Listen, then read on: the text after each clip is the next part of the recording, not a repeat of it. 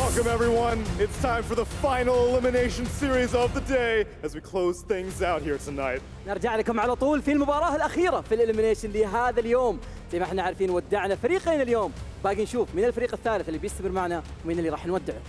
It's a Western European versus Eastern European showdown coming up, and one that we actually got treated to not so long ago. See, on average, if you check the numbers fancy, bbteam actually has a pretty positive win rate against Gaimin.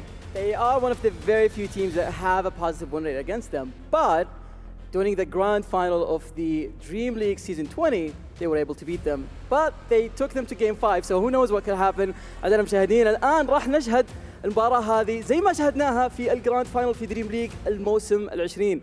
قبل أسابيع قليلة قدروا فريق Gaimin Gladiators يحصلون على الفوز 3-2، لكن فريق bbteam دائما يكون عندهم الادفانتج في أغلب البطولات خصوصا في الجروب ستيج.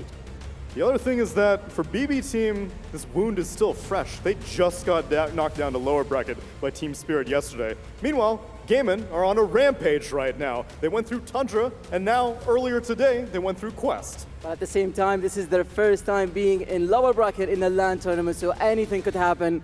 لا ننسى أيضاً أن Gaimin Gladiators هم الآن متواجدين في اللور براكت لأول مرة بالتاريخ. الشيء هذا ما عمره شاهدناه، دائماً هذا الفريق اللي مسيطر على الكل، بس الآن أي شيء ممكن يحدث. You've seen GPK run down mid, but are you ready to see him run down the stage? Let's get it started.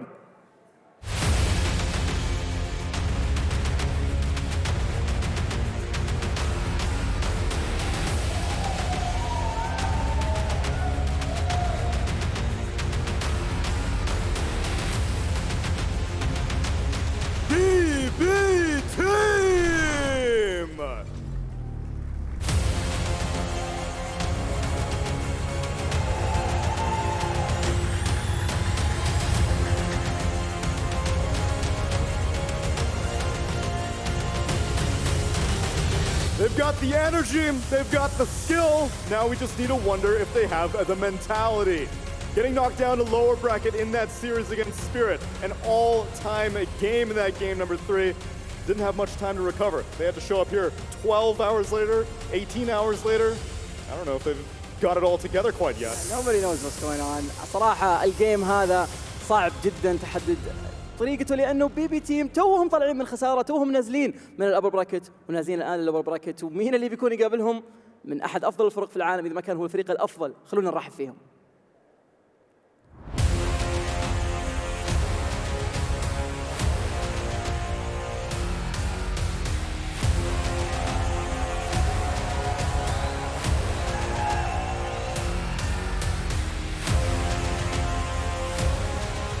الأفضل في العالم Gaimin Gladiators.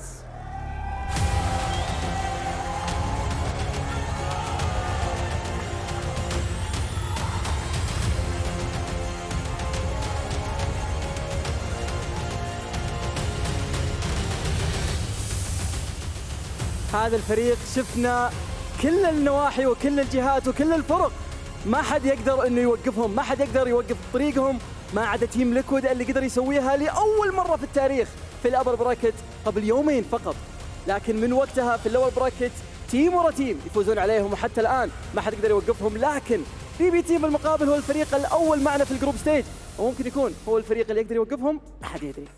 Gaimin has specifically stated that outside of Team Liquid, the only team that really pushed them to the limit was BB.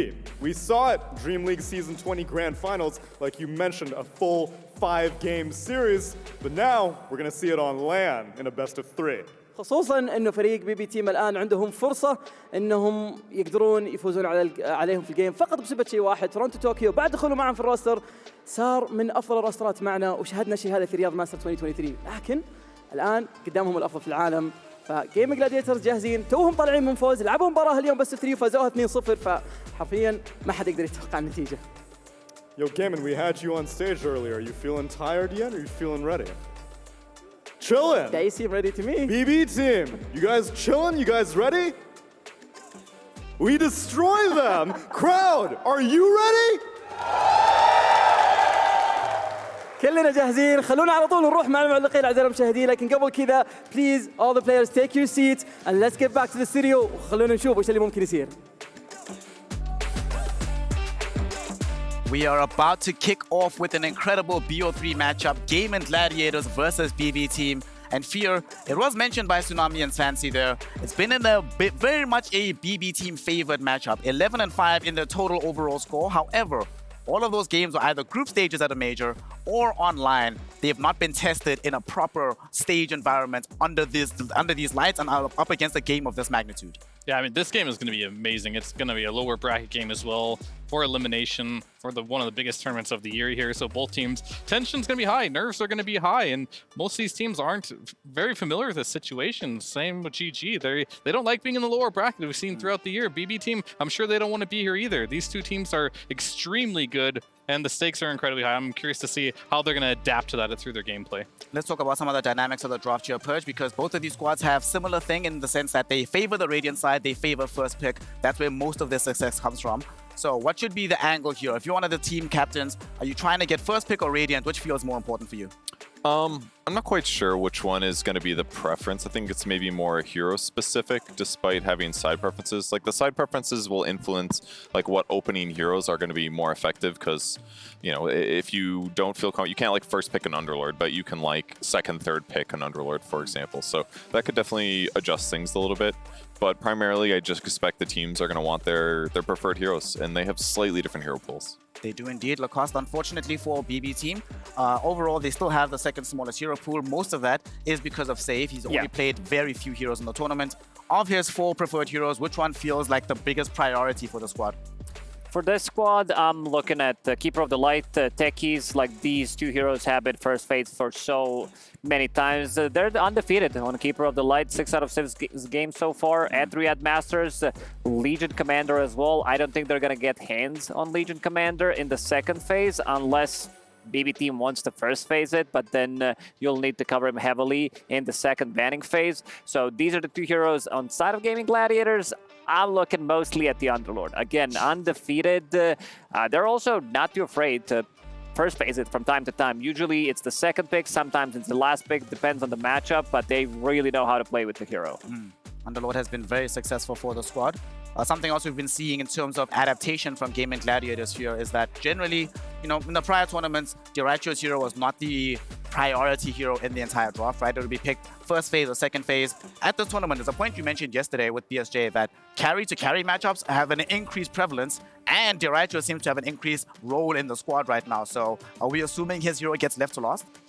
Yeah, that's definitely not one of the metas where you can just early phase a care. We saw the Morph and with the Deuce on the last patch, but they got nerfed pretty hard to the point where they are situational picks now. So you do want to potentially have that carry-to-carry matchup, but you also want to have a good laning stage too. So it's going to be the job of the offlaners to try and limit each other's carries pool by a considerable amount, so that way you can kind of know what they're going to pick. And even if you don't have that overall last pick, you can pick something in anticipation of knowing what the last carry might be. So that's why a lot of these Broods and Underlords are pretty popular, because it's pretty straightforward what teams are going to pick against them. Well, we're going to be seeing exactly what picks are going to be coming out here as the teams are getting ready to enter into this matchup. It is also going to be a game, I think, played a lot around the Roshan. bbteam, pretty much every single game, they prioritize this. They make sure that they get the Roshan, the second most pickups of this in the entire game of Dota right now. But we're going to witness what the options are, what the ideas are as we get into our first game. bbteam on the Radiant side with first pick. Gaimin Gladiators have Dire second pick. This would seem to suggest statistically, Purge, that bbteam have this advantage, but Dota is a very strange game. So what openers do you think they should go for, given that they have the first pick?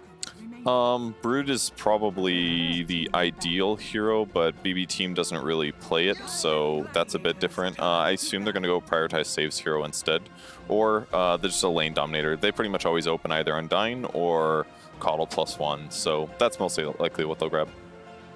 So this also leaves Snapfire in the pool. It leaves Broodmother in the pool for Gaimin Gladiators. A lot of these strong heroes. Keeper of the Light banned out. Usually it doesn't happen, but we mentioned it. Against bbteam, you might need to ban it in the first phase, and they did it because there's so many good combos left in the pool with Keeper of the Light. I think I've been most impressed with bbteam the way they played yesterday against Team Spirit when GPK was playing Tiny. It just looked nasty. He's also had some, I remember seeing like a Tiny game that he played in the group stage. It didn't go so well, so it's good to, it's encouraging to see that it's improving a little bit, because Tiny always has that problem where like he definitely ganks successfully like the first like 20 minutes, and then there's like this kind of dead period where he just has Echo Saber for like another 15 minutes, and then like the last 20 minutes of the game, you're like, oh my god, he does so much damage. So if you can just get through that rougher midpoint, it makes it a lot better. Snapfire is in the pool. This hero has been banned so many times. It's also a tombstone killer. It's also a lane dominator. This hero provides you with everything. One of the better heroes in Dota overall now, because you have magic damage, you have scaling damage later on with physical, that level 20, level 25 talent. We've seen so many comebacks with the Snapfire as well involved in those games, because once you hit that level 25, Daedalus and also Divine Rapier comes in very handy. Yeah, it really just comes down to, is Quinn going to play his first Snapfire game? Yeah, this is a hero that he's been playing against a lot of Snapfire, and maybe that's why his mid lane performance doesn't feel like it's doing so well, because he's playing against this hero that is just so strong in the mid lane. But they will flex it if they need to, because we have seen Tofu play this as well. So very interesting to see what they're going to do with this. And I think bbteam was willing to make that trade in a lot of ways, because Snap is good versus Undying, but they know they prioritize Undying more than Snap. So maybe like, okay, you guys can have your Snap, you don't play very much. We'll give you a hero that you're not maybe fully comfortable with. I mean, we also saw earlier today in the series of Gaimin Gladiators versus Quest Esports that although Snap can deal with the Tombstone, there comes a point in the game period with that talent, with the additional 6 hits, where it doesn't actually matter. The Tombstone feels invincible. Yeah, Valve added those little pips so you could better see how many hits it's going to take. But then when that gets thrown down, you're like, what is that, 25? I really can't tell. It's kind of wild. It makes for some really great saves against heroes like Doom, for example. So yeah, Undying just feels, his win rate's not the best. I think it's a little bit around like 43%, but yeah, that's that save aspect and the fact that he's a good laner. It makes him a really great opening hero. They gotta protect this Terrorblade. I'm looking at Faceless Void mostly because Snapfire Kisses plus Chronosphere matchup against Terrorblade. You always have something to kill him with. Even though it's into grab ally later on, it still feels really, really good. And I just like how these heroes always have something to play off. They picked Terrorblade into Doom. Some teams do tend to pick it because they feel like, oh, we can use Thunder, save our allies as well, so you have like another way of save if you're not the one getting initiated on with it. So we see the Enchantress removed by bbteam. Of course, one of Celery's preferred heroes, generally has been doing quite well historically, not so much at this tournament, it's only 2 and 3 with it. However, probably don't want to be having them play a very fast game when you have this TB in the game. And for Gaimin, what do we want to remove here? This is normally the spot they start to focus away Pure's heroes. Oh, actually have the GPK Primal Beast banned. Okay, we saw him do real good work yesterday here, even though he lost with the hero. Yeah, this hero can be good in the right situation. Mainly, this does tip off that they potentially want to get a Pango in the game, because Primal kind of makes Pango unplayable, and we know Quinn really likes to play his Pangolier, so we'll see if bbteam can read that, but do you have the option to ban that many heroes for bbteam? I suppose Pango is pretty decent against the Terrorblade, so that would make a lot of sense, but then you have heroes that you need to, I think a must ban is probably the Faceless Void, but you do have like the bunker ability that you can use from Undying to save through Chronosphere. Most of the time I see the Void still doing pretty well against that, but it is a countermeasure. A lot these teams need to think about right now because nothing is really cut and dry here. Yeah, the one thing that also needs to go from Gaimin Gladiators perspective is Legion Commander. It gives them even more sustain, gives them the spell mechanic. Imagine like Tombstone, Sunder, saves coming out from later on, maybe some healing once this Undying starts to get the levels and press the attack as well. Good way to counter Doom. So let's see if they decide to ban it out, because so far, bbteam, they're undefeated with it. And they actually banned Bloodseeker themselves with first pick, so that means if Gladiators do want the Pango, they can pick it without even have to ban the Bloodseeker, so it's kind of good for them. But it's a strong lane sustain hero, so maybe reveals a bit what bbteam wants for the offlane. Yeah, how obvious can they make this is going to be the question, right? Like if some Ember ban comes out or something next, like maybe then you decide. Right now it's between Pango and Faceless Void. Those seem like the heroes that like are going to be contested, but one of them will make it through regardless, and they decide we got the bunker or the grab ally, whatever you want to call it, versus the Faceless Void. We're going to call that good enough. Whereas Naga, neither of these heroes are good versus Naga. PL is also good in this situation, but you need to see way more heroes to pick a PL than as opposed to a Naga. So they're just not afraid of either heroes at the moment. Let's see, Gaimin right now making the decision. Are we taking away the Faceless Void? Are we going to remove Pangolier? Are we going to remove Ember? They have done it before where they run the Faceless Void with the Pangolier in the same game, and they've often done it into an Undying, specifically to try and interrupt him during the grab ally. So I feel like if they pick their carry first, it's just better for their draft because it still leaves the Snapfire's flex completely. Like maybe you get your carry countered more, but maybe your lanes are better. I mean, maybe that's not Gladiators' MO necessarily. They'd probably prefer just to have an overall strong lineup, but there's always value in the trickery of swapping your roles later. with this Lycan ban, of course, are we going to see an Oracle? We've seen them ban that hero, Lycan in particular, when they pick Oracle quite a few times. I don't know if it's that good of an Oracle game to start with. Not sure if they need a save here. I'm looking mostly towards Pango, but there's obviously some other option they're thinking about. I mean, if they still want to see two more heroes, I'm still down for Faceless Void. I feel like it's a really good pick, and now you have potentially your own Tombstone. You have Sunder as well. Overall, Gaimin Gladiators, I feel like they picked really strong heroes. These heroes are really good at laning as well. A lot of magic burst damage against Terrorblade. Yeah, and in that situation, they wouldn't want to put Void there because Pure has been so dominant on this Axe. Yeah. And that would just be like just an alley-oop for the slam dunk there, so they'll go ahead and avoid that. But that does kind of, it doesn't show us everything right now, because we have seen Celery play this Rubik, of course. Tofu can also play it, so the Snapfire, I wonder if they're eyeballing it for the mid lane, and I think this just makes it very, very simple. They can still flex as much as they want here, and maybe Quinn will get a better pick, or maybe they can just flex a snap all the way to the end. Unsurprisingly, we see Techies here for save. 11th game for him, and despite not seeing the Faceless Void, they will just make sure they have the cover in case it comes out, removing the easy lane for the side of Gaimin Gladiators. We have Axe undefeated. Oh, it was undefeated yesterday. They did lose the one game, unfortunately, for bbteam with this. I mean, I like this development in Pure's playstyle. At some of the previous tournaments, he was basically big Doom spammer, and they said, we've got other heroes. But now his two most picked heroes are pretty similar. It's Legion and Axe, these blade mill duelers that can get solo kills. And I think that's one of the things that having one of the highest MMR players in the world on your team really gives you leverage on, is that if you are like one of the best in the world, you're going to leverage these solo kill heroes better than other teams will. So he doesn't necessarily have to play these summon heroes. He can just become like a carry from the offlane. But now we have a chance to see the Dyrachyo Medusa here, which is pretty good versus Axe. Most of the time we see him pick Axe, he sees this lane matchup, but in this time you get your pick of the litter, and I think trying to hard counter the Axe in the laning stage with like some Monkey King or Ursa, that's not a long-term solution. But if you get a Medusa here that has a split damage, doesn't mind getting taunted, can do well versus TB in the late game, could be a good carry matchup here.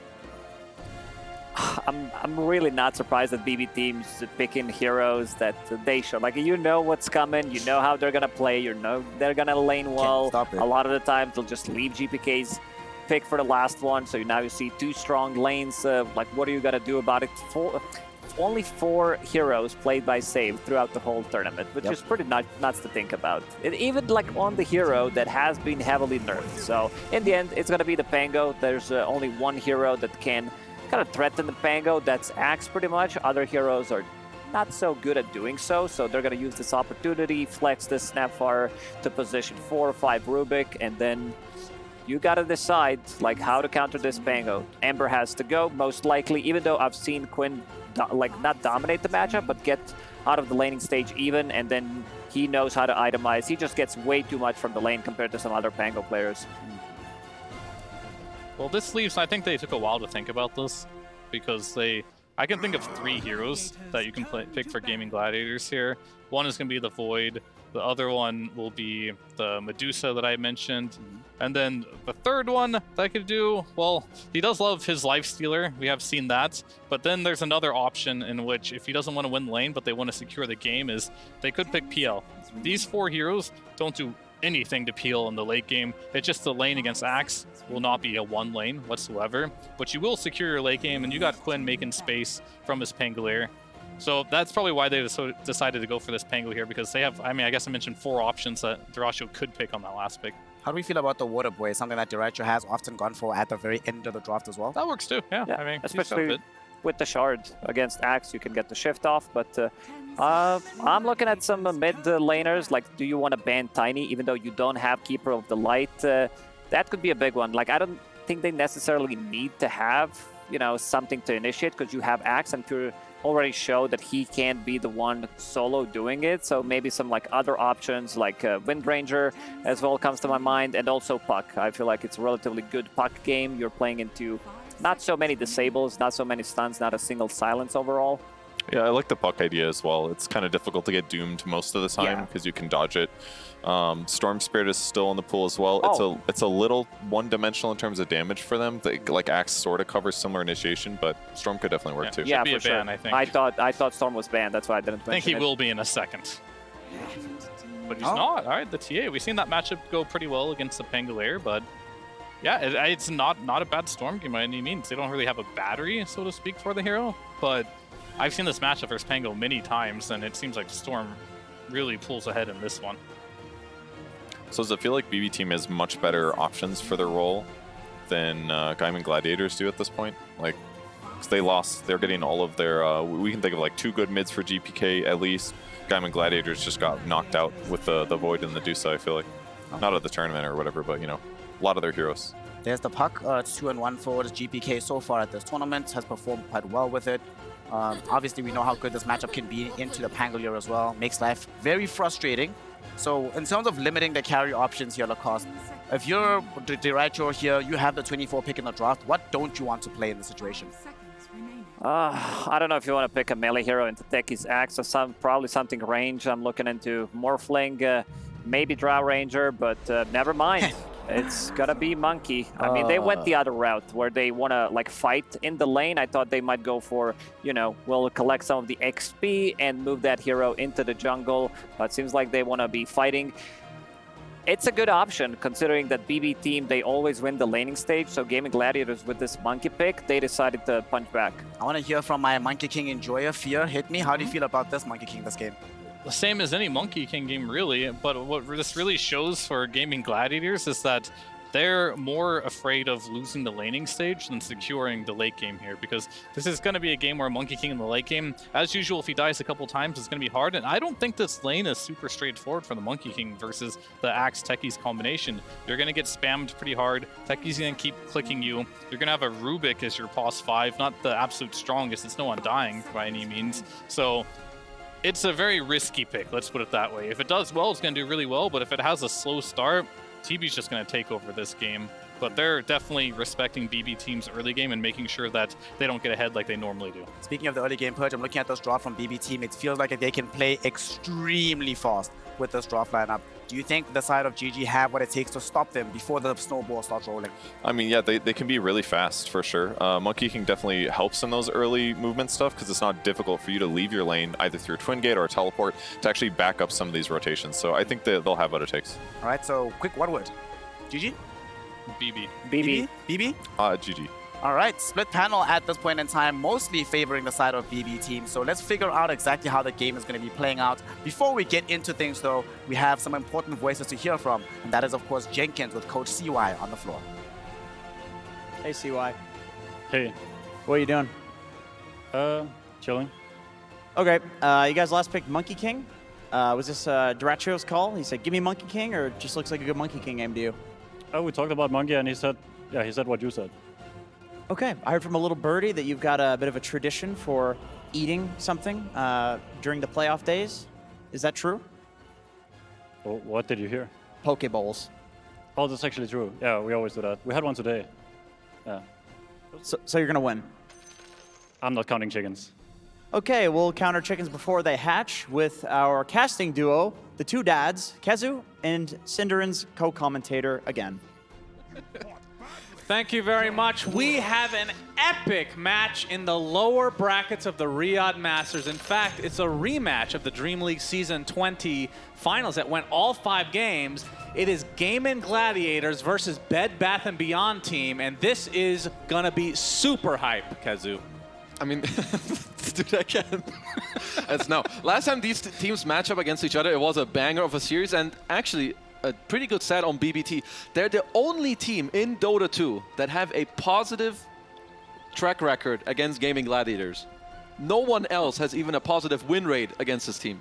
Well, that's not surprising, but the fact that they have one, It's only them. that's pretty crazy. I mean, if I had to put any team on the board that could or perhaps will outlane Gaimin Gladiators, it's got to be them.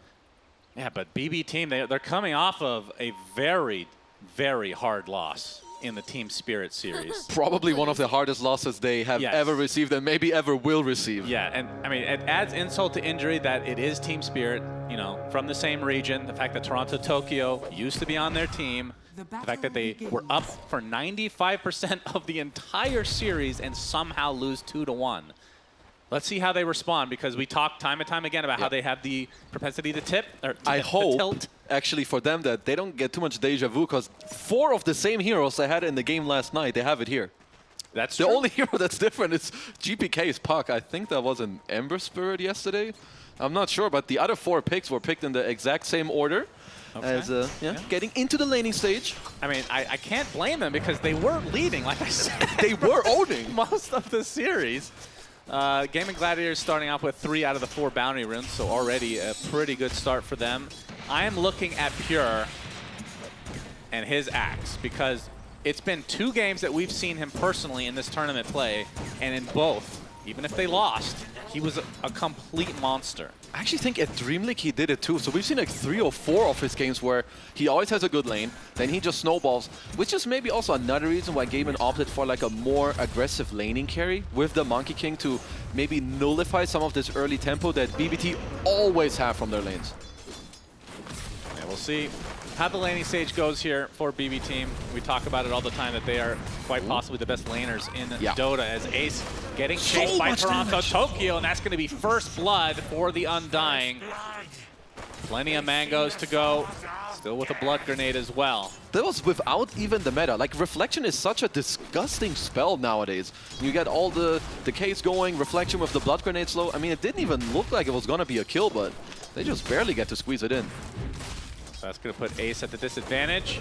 And one thing that we should mention that we kind of do every single time we cast Gladiators is the fact that Ace is in some ways their carry, because he gets so much farm, he takes a lot of stacks, but Doom is not a hero that takes stacks well. Of course, he will get farm because he will likely go Midas, but I mean, does that change anything for Gaimin Gladiators? Because that feels like it's just something that's almost inherent as part of their normal strategy. I think it wouldn't change too much as Save does have the Taser skill, so making some good, you know, some space to maybe try and survive.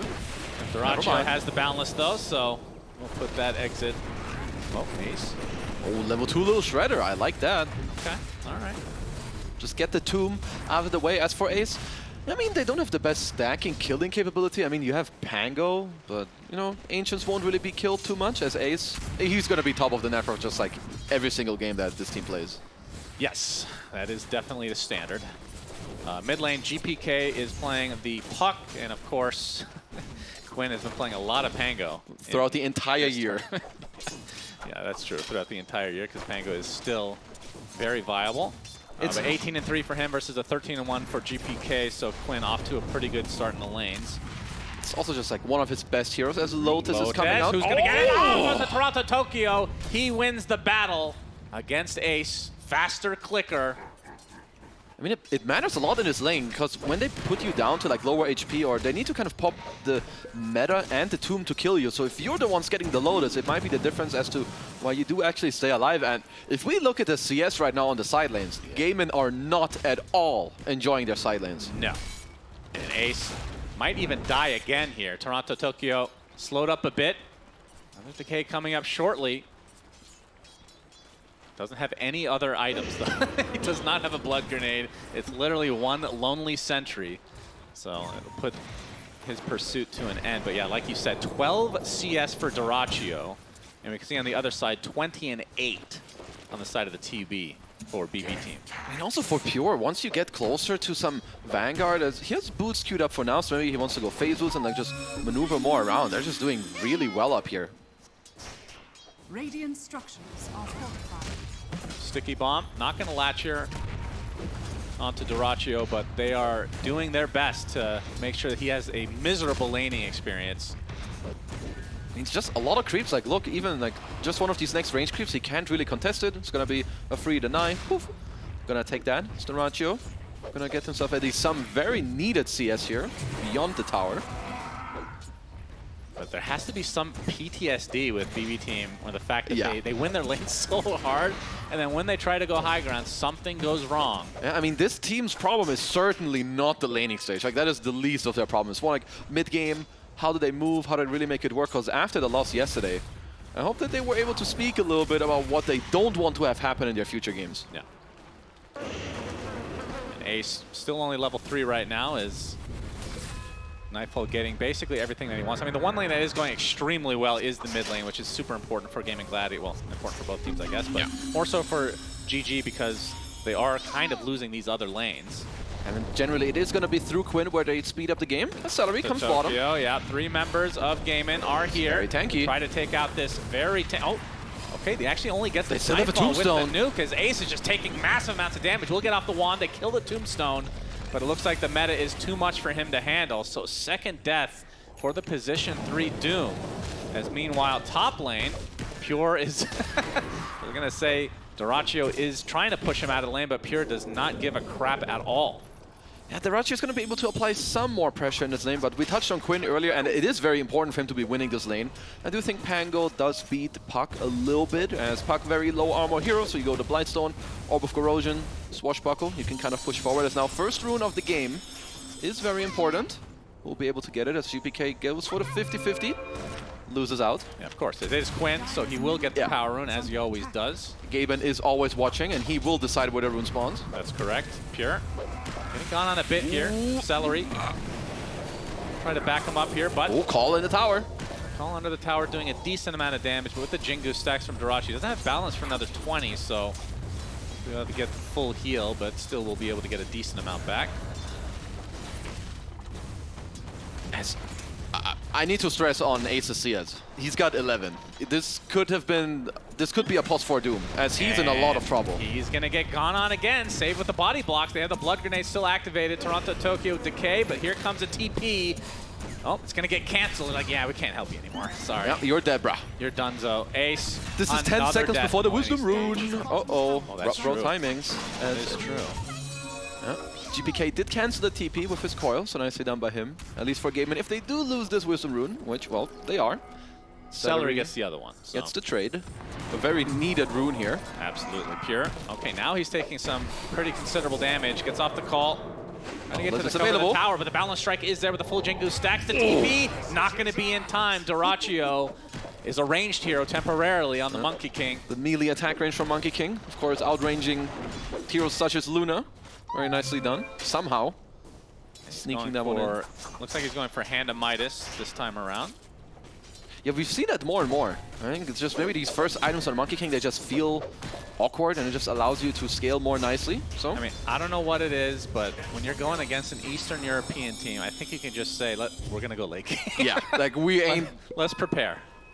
As at least, you know, they're doing pretty well in this top lane. Like, generally speaking, we see Pure own as... Look, he's forced into the mid lane. Like, he was around just battle-hungering Quinn here, so... It's definitely not what BBT want out of their offlaner, at least in the start. Oh, they actually put a coil down, trying to get this rune. Looks like it might go to GPK. Yep, it's actually going to snap it from Quinn's side, but the lift is there. The battle strike too late. 4 members of Gaimin Gladiators here trying to punish this as GPK looks like he might be taken up at the roll. Actually, he does not. Oh, no. Oh, he still got him. The Fade Bolt comes out and saves Quinn because he found a random corner in the terrain as Toph getting a cookie onto the low ground. Looks like he's going to survive. Toronto, Tokyo not going to be so lucky. So in the end, it's a 2-0. Well, it's not the end yet because Save, well, he has the taser coming out, but Quinn, monstrous start in the laning stage. Double kill on top now. And I actually thought bbteam were going to get away with everything there, but they lose 3, so no, this is the GG special that maybe they also learned a little bit from when they played against Liquid. They always play around Quinn. Dyrachyo, he reinforces with his Monkey King to even get all of these kills, and honestly putting them in a very good position in his early game. Pure getting some backup now in the form of Toronto, Tokyo, and Save. Finally finishes his Vanguard, actually kind of late. Did go for boots first, though. I guess against the Monkey King, kind of have to do that. They're probably going to look for some stacks also to speed up his game, as he is 1 creep off level 6, so not the easiest for them to go for some return kills here, I think, onto Dyrachyo. Just kidding, he's not even here. It's just Celery, chilling, receiving some XP. There is a bit of a rotation here. As He is Dyrachyo on now very on low the HP trees. already. Here is pretty low, despite having a Vanguard, still is killable. Blood Grenade from afar. Oh, Saves nice gets off dodge. the blast up. It's only going to hit the Rubik, though. Looks like Pure will go down too. Tomb is dead again. Dyrachyo's stun. They take out the Tombstone and Toronto Tokyo after the fact. And save. I feel like we've literally seen this before, except this time it will not be a double kill for Pango. It'll be a double kill for Tofu instead. I think generally we don't see B plus B team be behind even at 10 minutes. Can we pull up how many tombs have been killed by Tofu? I feel like my bro is getting pretty fat in this game. As a matter of fact, he's out farming Ace on the offlane. Yeah, that is 4. All 4 of them 550 gold. He's just little shredding them to the bits. Damn. Very nice. Oh, looks like a free kill will be obtained. Oh, but he gets the reward. I mean, still. They got so much out of this last engagement. Gaimin Gladiators going to be pretty happy with this. Oh, that's also a Midas. Like the Dyrachyo, right, his Midas is coming out, right? Like him being in these early moves, getting a couple kills, even with only 39 CS, the fact that he gets to push forward his Midas is incredibly important for them. Gets the free neutral, of course. The broom handle, since he was Nightfall. lacking on the range. That's true.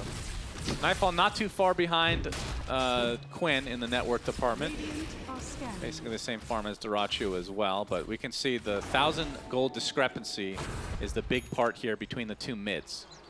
I mean, this, like the mid disadvantage that you talk about, and now them smoking up 11 minutes. They have ults available on Snap, as looks like Mr. Nightfall does know that something may be coming his way.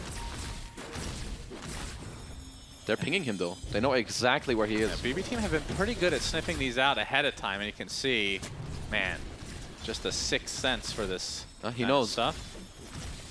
A little bit better position under the tier 2, but Quinn, not sure if he's going to spot it or if he even wants to go. There is a shield rune activated on him though, and they might have to settle for Toronto Tokyo, who is hugging this tier 1 tower for dear life.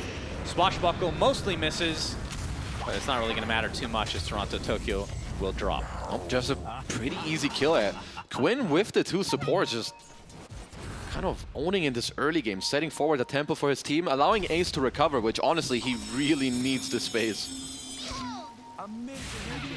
Illusions are up. GPK is going to get lifted, but will eventually be able to grab the power rune. I think that might be the first power rune for Bebop team in this game. That the first 3 power runes on Quinn, who is of course the rune master. Dyrachyo looks like he's going to be queuing up the Maelstrom, so give yourself some more scaling and also mixed damage and some countering to the TV. Safety piece bottom. Yeah, I mean, he hasn't died in a while, blast so off. it is due as Mortimer Skits is coming from Tofu onto Nightfall, forcing him back, and Save will be able to get dropped. So nice rotation overall. As another tombstone for you, but they're going to kill Quinn. Is there onto Quinn. He gets a swashbuckle off, but not able to find enough distance to get away. Oh, what, they cut Dyrachyo? They cut down the tree of Dyrachyo. He's shown up for some reason. Gets a balance onto 2. Tofu TPing out, but now they found a juicier kill in the Monkey King if they can find him. And a Waning Rift is there. Double kill for Nightfall. And my goodness, Gaimin Gladiators completely punished for this overall rotation. Toronto Tokyo just chilling on the cliff. I can't believe they got to turn it around so nicely. Because even with the Mortimer Skits here, I felt like, okay, BBT gonna have to back off, but they just reinforced. GPK is coming above as well, and Save dealt so much damage at the start of this fight. Yeah, that coil put this fight to an end, essentially. Oh, this kill on Quinn is so big for Nightfall. And what, so they had the high ground ward, but then they get to cut off Dyrachyo? My goodness. As Toronto still chilling on the cliff. Yeah, he kind of likes his position. Good tombstone spot. Just cosplaying the ward. He does have a TP. Yeah, finally we'll use it. Damn. Nightfall now way ahead in net worth on this game. It was Quinn kind of at the top, but now positions Dagger to switch. reveal for Pure, by the way, incoming. Gets off the call onto a bunch of creeps. They're going to get destroyed super fast here with the illusory orb from GPK. What a sick blink reveal. Rune comes up, and it's a double damage for Quinn. And we are getting the Midas on Ace. So we have a double Midas on Team Dire. And they're gonna have to push out some lanes and maybe go for a similar smoke again, where he probably maybe tried hitting both and he just hit none of them. Yeah, I think this is actually a good strategy from Gaimin, the double Midas. We talked about Just got to get to 60 minutes. Yeah, bbteam team, they're not a team that wants to push early. At least not typically, unless they're just absolutely dominating. Even when they're dominating, it feels like they're just very content with getting map control, getting Roche, methodical kind of play. Yeah, I think they're a very efficient team. They want to get everything out of the map, and then because they did that, that's when they go for moves after. As Tofu, this guy's getting so much gold from just observers and tombstones. He's close to 5k net worth at 15. He's got a mech with the arcanes. So maybe you want to get in this type of Guardian Greaves, just really help against the initial jump from bbteam. Yeah, Pure. Gonna get some nice juicy stacks going for the Blade Mail, so very typical build. We've been seeing him go for, I want to say BKB sometimes, Boots of Travel, then the Aghanim Scepter. We'll see if he changes it up at all. Yeah, that's generally been his build, right? Exactly this, Blade Mail, then what you've been saying. It looks like, okay, with what Gaimin are doing, looks like they want to smoke, but Nightfall did ping out mid. I think they made it quite obvious that they are smoking down bottom, so BBT, they should be seeing this coming. The meta pop, pressuring the tower a bit. Fortification comes out as well, as you can see the wraparound, but they find Dyrachyo, and he is just dead right off the bat. Are they going to still want to fight is the question. Roll in the back. Looks like that's a yes. Gets the Rolling Thunder off, not able to find an initial connection, finally gets Nightfall, but GPK easily phase shifts away. There's the coil with the initiation coming out as well. Decent swashbuckle, but without their Monkey King, this might have been a disaster here for Gaimin as they stick around. They lose their Doom. Quinn is silenced. And Quinn getting to the other side, but actually not able to make it to the high ground, so the Illusory Orb will spot him, but without much mana from GPK, that might put this fight to an end. So basketball team able to come out on top pretty easily after killing off Dyrachyo. That was a very back and forth, but this lane ward from BBT that scouted out Dyrachyo, I guess, and then just they cut him off the tree. Like, what a nice way for them to start the fight, because as we said, Gaimin, they were coming around in the smoke, just a little too late.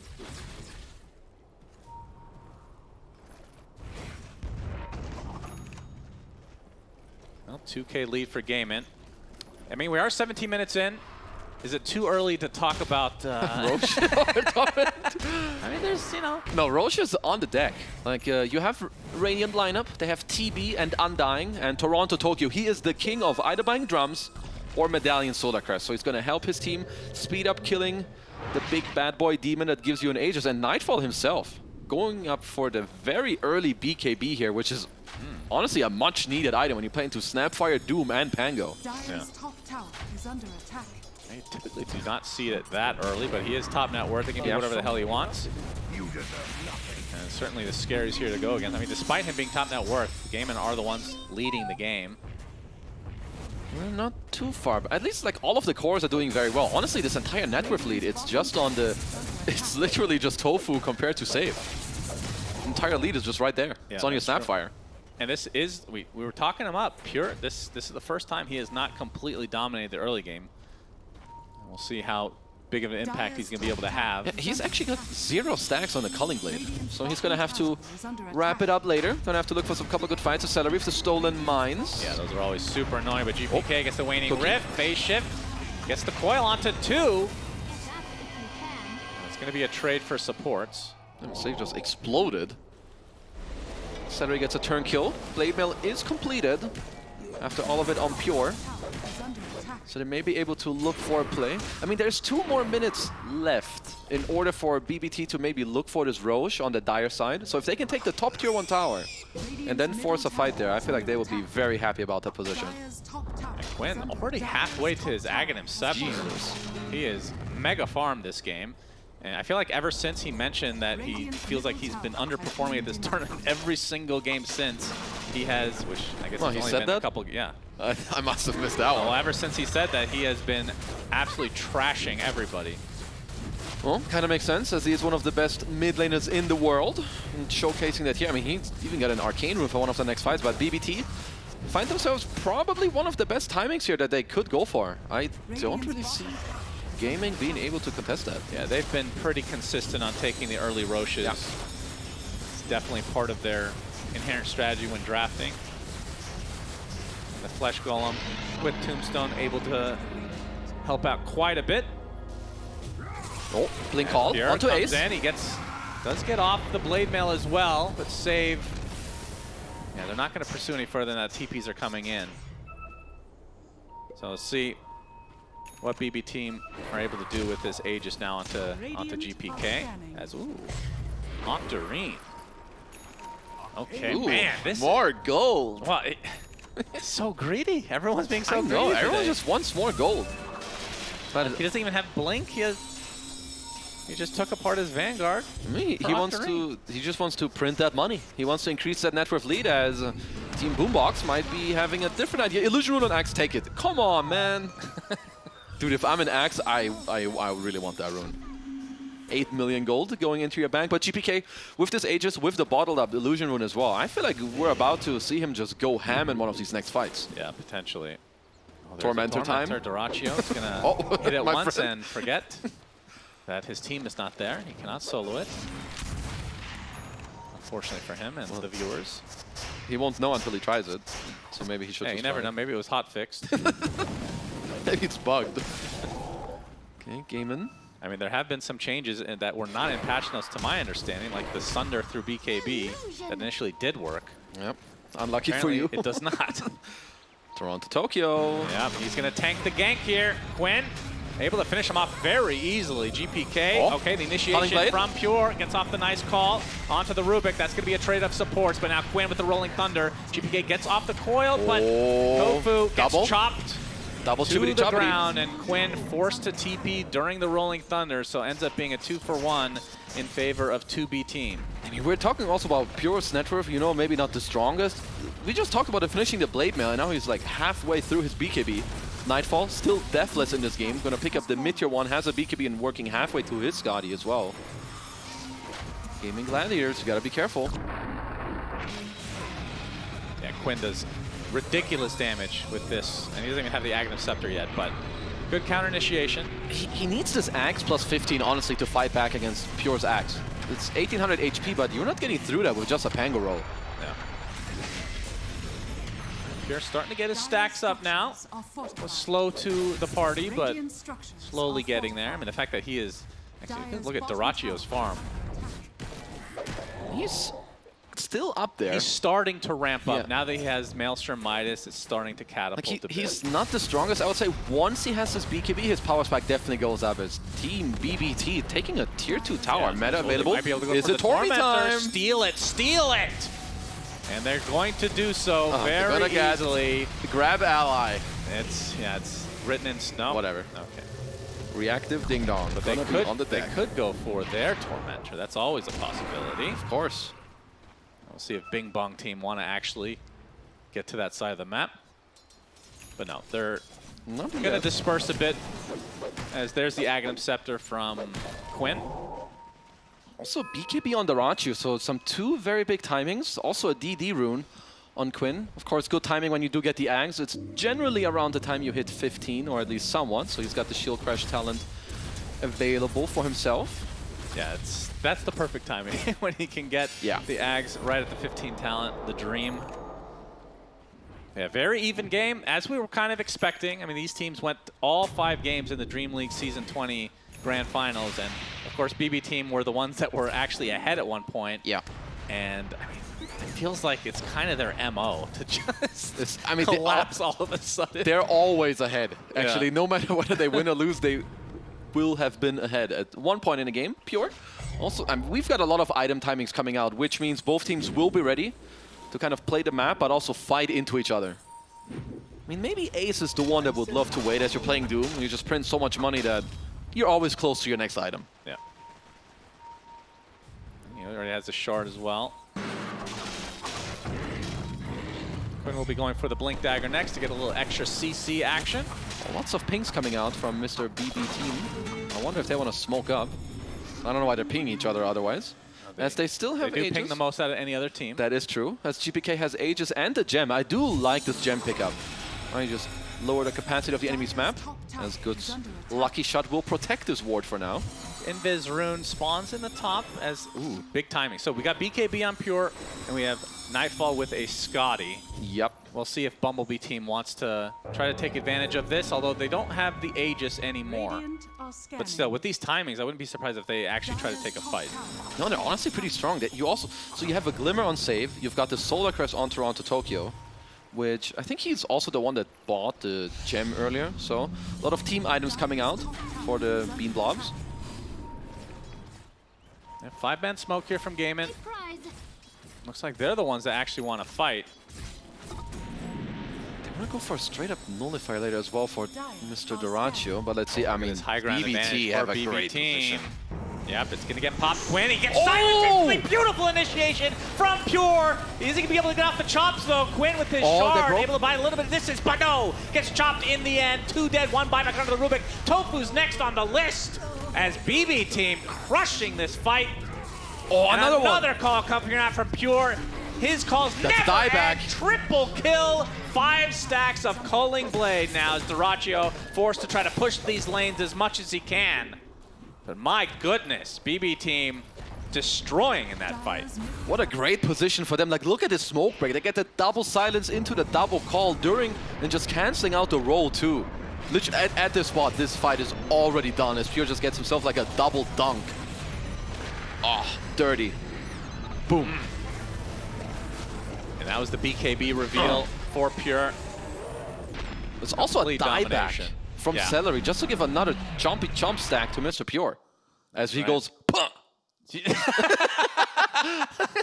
Actually, this is my favorite player cam hero combo. Yeah, we're going to see that a little bit more often with each Culling Blade, and we can make a montage out of it. Yeah.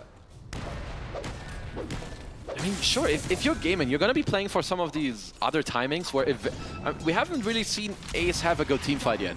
Of course, with the one that just happened, sure, off of the BBT initiation, there's nothing to be done, but this grab ally shard later for Toronto Tokyo can be a huge nuisance against Monkey King and Doom specifically. Yeah, where it's 26 minutes, it's time for the grab ally. It's time for the Tormy. Absolutely. They need to go to the Torm, man. Tormy time. Oh, they're actually pinging it out. They're listening. They are Good listening. to know. What up, Toronto? All right, so it's between the Undying and Axe. And they're both pretty powerful. Yep. And it's the Axe. Unlucky. Toronto, you gotta go hit some creeps. So this is the one that we talked about the other day that I find really weird. Like, I understood how it worked initially, but then, like, effectively, it will reduce the attack damage. Yes. The person that is hitting you does, based on how many counter helixes actually go off. The problem, the thing that's weird about it is it doesn't reflect in the damage that you see on the stats thing, which is really weird. It's not like Enfeeble or Fatebolt or, you know, all the spells that actually lower your damage. It's just straight up lower percentage damage depending on how many stacks of counter helix you have in yourself. Right. And it goes up to 90%. So you ain't hitting anyone. Yeah, it's theoretically pretty powerful, and the other day we did see it against the Faceless Void, and it was definitely very good. And it's really only the Monkey King that's going to be right-clicking here, so all depends on that. Yeah, looking As to the go tier 2 around. tower taken out here by B-Blops. Dire's top tower Saving company. Looks like they don't want to go quite more yet. I think they're fairly content with how it's going, right? You're up 5k gold, your TV will always shove waves, same with your puck. And you've got the gem to like slowly but surely take over the map. You talk too much, Wukong. But nothing to say Pango. to me, eh? Shield room for Quinn now. That'll give him a lot of extra survivability, which he's certainly going to need because there's a lot of BKBs, and you know the meta TB when he's BKB, he can just absolutely just thrash. Yeah, he's not threading a needle. He's thrashing the Pango ball. I mean, Gaimin need a clutch initiation. Like kind of what we've seen from Bebop so far. That's what Gaimin need. You need to like start rolling, get a blink on someone, follow it up with like a boundless strike into Mortimer's Kisses and try to like maybe take the puck out of the game. Because even though he has Lincolns, he's still susceptible if Quinn gets this initial roll into a boundless on GPK here. Nullifier is coming now to Duraccio though. But GPK with a Lincoln's now.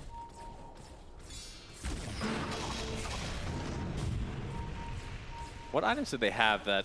I guess they have Glimmer, they have Force Staff. Yeah, it's the Glimmer Force. It's like the main and you can take off the Solar Crest if someone is buffed up. Not the biggest deal, so it's mainly for the Glimmer and Force. Try to keep people in place. Yeah, they see that Roche has already spawned. I think BBT know this. Like, Save knows that they're potentially also coming as Roche is up and Gaimin are going for a long-ass wrap around here. This is a Roche off in the makings, ladies and gentlemen. Coming from the south side is Gaimin Gladiators, and they're going to meet their foe, Blockbuster team. Good positioning by Save. As this ward gets instantly dewarded. Dyrachyo. They did use a very long cooldown in the Boundless Strike just to kill the wave here. That's true. They will get some vision thanks to Dyrachyo, and that is a huge aspect of this hero that is not talked about enough in this Roche area. Well, now B-Boom, they want to go around. Yeah, they're going to try to initiate GPK with the Waning Rift. You can see Dyrachyo getting off his Wukongs, and Nightfall's just going to run right through it. He's focusing doomed. on Tofu, but he's going to get doomed now, despite his BKB being there. GPK trying to give him some space. He's kind of stuck in the tree line now. Can they actually kill this Terrorblade? It doesn't look like it. He's going to be able to right-click right after. There's the coil to follow. Right now, it's a 1-for-2 in favor of Bebops. As Axe now on the run. He's living for the doom. Continuing to chase. Quinn stuck inside. You're getting the Rolling Thunder off. It cancels it very quickly for some reason, and then dies to the right clicks of Nightfall. GPK getting extremely low. There's a counter initiation from Pure with the Blade Mail, and they're going to be able to take out Dyrachyo as well. Mortimer's Kiss is not going to find Nightfall. Pure tanking up a couple of the blobs. I think Pure wants him, giving him the high five. Yep, he's going to have the blink soon. There's the Glimmer. Either way, this was a huge team fight win again from Bikini Bottom team as Tofu still continuing to get chased. Kills the He's going to get to the high ground. He's actually going to kill Pure instead. The confidence from Pure is out of this world. He will live, though, just barely. Jesus. And now it's a 10K lead for bbteam. bbteam they're just outplaying them. Like even this Wukong's ring, it doesn't really do much. It needs to be comboed with the roll as they just got off a sick axe call, some good coils as well as Nightfall. He just doesn't care. Look how strong and tanky he is. He just gets to stand his ground. Tofu also, both the supports just not getting to deal damage in his fight from Gaimin. Gaimin's Gladiators. Not this fight, though. Maybe in one of the next ones. What were you talking about here? That he canceled his what so early? Yeah, look, this is the shard. Oh, that was the shard. All right, professional caster. I was like, what are you talking about? All right, my mistake. Quinn certainly does not know how to play back. Thought it was a misclick. Yeah. That's happened before. Oh yeah, I love this Pure. Let's see. Ooh, what a timing. He went to like 15 HP. Dude, this would have been so embarrassing for Pure to die this way. 16. But that's a hilarious thing about bbteam is they have like this extreme confidence. It doesn't matter how many times they throw these giant leads. They have these just monumental like collapses. No pun intended against the Spirit series that they had, but they still have confidence. It doesn't matter. They will continue being cocky. Got to give them credit for that. 11K lead now too, and you've got the cheese on Pure, which will also up. Oh, do we have Torm time? It's Torment time. All right, another steal. Another non-grab ally coming out. Yeah, watch it. Another 50-50. And, Hey, it's grab got ally. it. All right, they got the one they're looking for. I mean, it was between that and, I believe, the puck one. I mean, The Gaimin have GPK. already like had problems fighting in some of these last fights. GPK now queuing up the overwhelming blink. It's going to get even stronger and more tanky. As, I mean, Gaimin are really going to have to figure out about how they want to take any of these next fights. Yeah. But we have seen this story before. We have. Not to sound like a broken record. But Plenty of time. yeah, but Belly Button team, they've been in this position many times before. Stop laughing. Just let me talk. It's rude to laugh if somebody's talking, all right?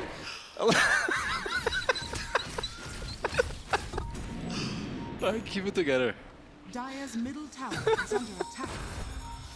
All right, it's a good thing that nothing's happening right now. As Kazu mutes his mic. Dude, relax. I'm back. I'm back. So talk. Ooh, Silver Edge. Guarding Greaves. Honestly, Tofu's game slowed down a little bit. I thought he would even have these Greaves earlier. But he's got the Force to... So, like a lot of defensive stuff, but I still feel that all these fights we have seen so far from BBT, they always get exactly the initiation or like the rundown of the fight that they actually want as they spot the Dyrachyo. Yeah. And they might spot him again.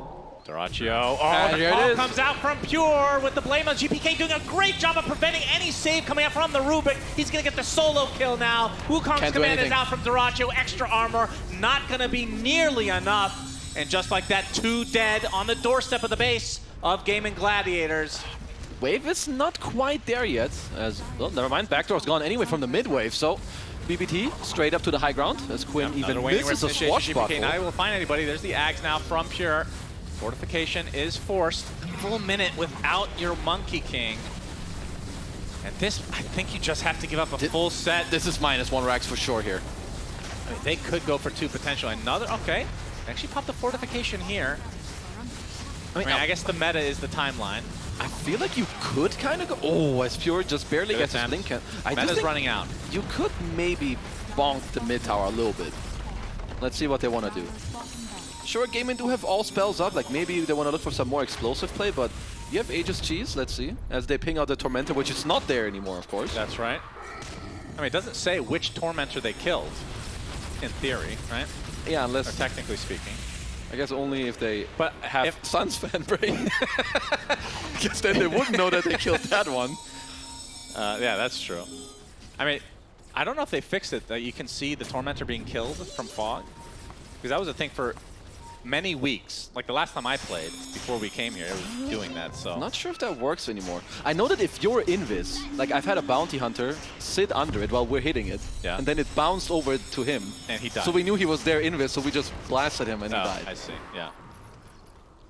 There's pretty good position here. Never thought a cube could be so interesting, but here we are. Here we are talking about it. 2023. Dire's middle tower is And under BB attack. team in full control of this game, and we're just waiting for Gaimin Gladiators to come back because, initiation. He uses his shard. Nice roll-up action from Quinn. Dyrachyo is alive this time. Mortimer's Kisses, okay. We're just doing a little bit of scouting. BBT, gonna be pretty happy about that. As here, Mortimer's Kisses are down, maybe? They were communicating about something. That didn't quite happen. Dyrachyo getting poked. Blast off. Oh, not able to hit it, but the double BKBs come out, and Pure and Dyrachyo essentially trading it. Tombstone was placed. Aegis is gone. And there's the man. Nightfall doesn't care. Wants to fight. I mean, the Tombstone is waiting for him anytime he wants to click it, as long as he's not stunned. Oh, Quinn. He's going to get stunned outright. Quinn with the Rolling Thunder. There's a Wukong's command to follow, but he's going to grab himself. He doomed the Lincolns. And Nightfall on the outskirts now.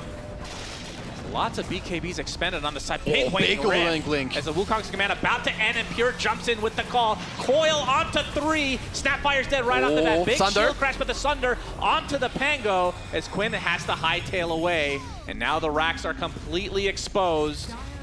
And BB team might be able to get a second racks to go their way. Big advantage now. That was a very clutch Lincolns there from GP. It's another good call. This time onto the Pango. They have enough. Pure with the Culling Blade. Quinn dead forever. 3 dead from Gaimin, and this should be megas. Should be a very casual and easy mega creeps for BB team. They're just gonna get it, even without meta. Like, who cares? 3 of these heroes are dead without buy. You've got the drums on your zombie even as well to speed it up. Pure. Oh, it's looking for another one. Finally gets lifted, but there's more heroes where that came from, as Nightfall is going to try to finish the job here. The Rubik dies, buys back instantly.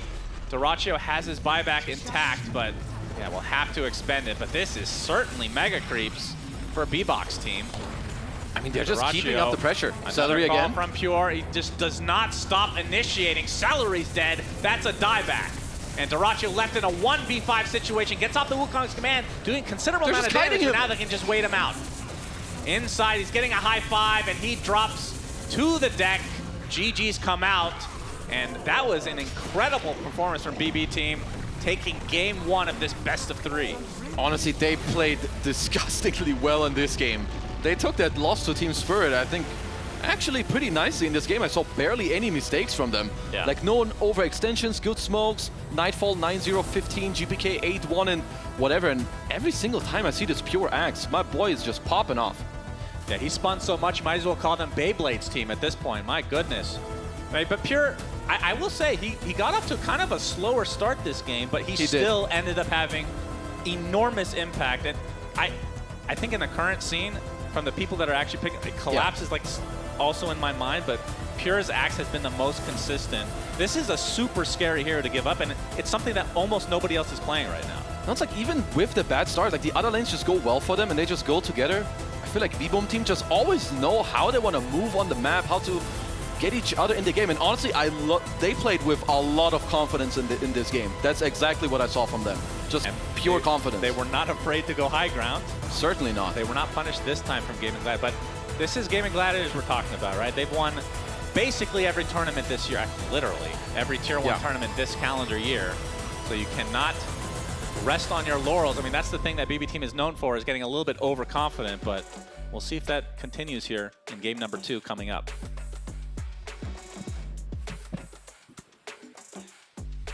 Game 1 going the way of bbteam after an incredible performance coming out of them. They won the lanes. They made sure that they were able to compete very well in the mid game, but the main thing here, Fear, is execution when it comes to when they are strong. I don't think at the tournament any other team is as well developed in terms of knowing when to go, when to do it, and exactly which targets to focus when they do. Yeah, for sure. And the BB team here, they did an exceptional job in this one, all the way straight up from the laning stage to the mid game. Oh, Pierre's getting really into this one for sure. As I mean, he had one hell of a song, so let's be real here. This was such a good game from him. And how do you counter his Axe at this point? You tried. Monkey King is one of the better heroes in lane versus the Axe, and still barely comes out in this laning stage. Because we do see that yet again, Axe ending up with a very blockbuster performance coming in out of Pure. You were calling for it in the draft. Surely GG had to know that this was coming, but at this point, I think the only option is to ban it away from the game. Yeah, I think so. I think in the second banning phase, you need to get rid of this hero because he plays it too well. The way he initiates the fight, because they needed another hero that's gonna like initiate on top of Puck, and it feels like all the pieces are coming together for bbteam, because I see very simple approach to the draft where it comes down to, you know which heroes are coming, you know that we're going to be picking strong lanes, we're going to be last picking GPK's hero, give him the good matchup, and it's just been working out for this team, you know. As long as there are no pauses, as long as Pure can keep his focus throughout the game, he's going to be on fire. Yeah, he did so good in the lane, really. I watched that pretty detailedly, and you just... I think it kind of came down to like the support duo was a little bit more important. Like the Rubik safe lane just doesn't really help that much against an Axe. Whereas I feel like if he has somebody that has better slows or disables, gives Monkey King like an extra 2 or 3 hits, it'd be a big difference, I think. You have an example for us, Mr. Purge, about how well things went? If we have time for a couple clips. I only brought 17,000 clips today. Is that do we have time for that? Of course we do, yeah. Okay, great. Well, if we can take a look at it. Here we go. So this is level 4 already. Basically, support's kind of ditched the lane. Here's like an ideal situation. Monkey gets 4 hits on the guy. He gets zoned back, that kind of thing. But generally, Duracho had less last hits just because he had to spend time running down saves sometimes to get kills. He did a little bit more rotating. And here's your ideal gank against him. He tosses him back. He nukes him with Fade Bolt, and you're like, okay, that's as good as it gets. He's got tons of lifesteal here, but the Battle Hunger, or the Call, sorry, is going to give him arm, which means he doesn't lifesteal that much. I mean, he even rushed Phase Boots to have this advantage over Pure, and it was just so hard for him to actually get killed. Whereas on the other side, let's watch what Toronto Tokyo is doing on the Undying. This is their first pick here. He's lowering Doom's damage. He's hitting him for huge damage and taking not as much back, and then he's channeling all of his gold into mangoes, which are going to give him mana. That's all these beautiful things down here. Look at these mangoes. They go away slowly, but it translates into decay, which is damage. It gives Undying HP, and it puts Ace at danger, basically. So he's pretty much just like setting up for a kill, which is what he does here. He's level 1. They reflect, and basically by himself, he's killing a Doombringer, which is insane. If we compare that to what Rubik just did, it's not even close to the same thing. So like this Undying, I just feel like it does so much. Tofu kills the Tombstone really fast, but it's like consistently zoning, oh, one more time. It's gonna load this time, I swear. Hey. Then Ace comes over to pull Creep Waves, level 2, Decay just zones him. Like, it's just not really comparable in the lane matchups. And then what he does is he just turns all of this beautiful gold that he has into even more mana regen. Like, all of these items are just gonna make sure that he gets kills. So he's basically gimping his his net worth just solely for this. So yeah, I just don't see a comparison between the 5 position heroes. Like if the Monkey King is paired with a good 5, I could see him maybe beating Axe and maybe they get the head. But in the same vein, they also let Undyne completely destroy Ace in lane, which means he can't compensate for the other lane not going so well. So I don't know, the 5s are just mismatched this game. And Ace, he's been like the most stable factor in GG Squad, and this time, like, I really didn't feel the influence of Ace. One of the rare times that you see him, you know, ended up the game with a really bad score, not really feeling him in some of these team fights. And seems like bbteam did a lot of research, you know, how to shut them down, because mid lane was kind of shut down with the pick, and then Nightfall, he completely popped up. Like, he didn't die a single time. It's a good matchup for him.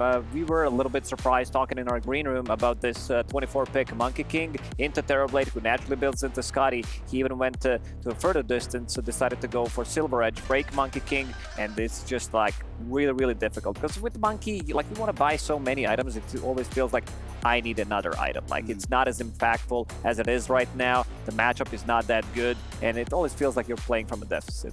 Well, we have a good example of what can happen when you are playing from ahead, as the side of bbteam were doing for most of this game, as our STC play will belong to them.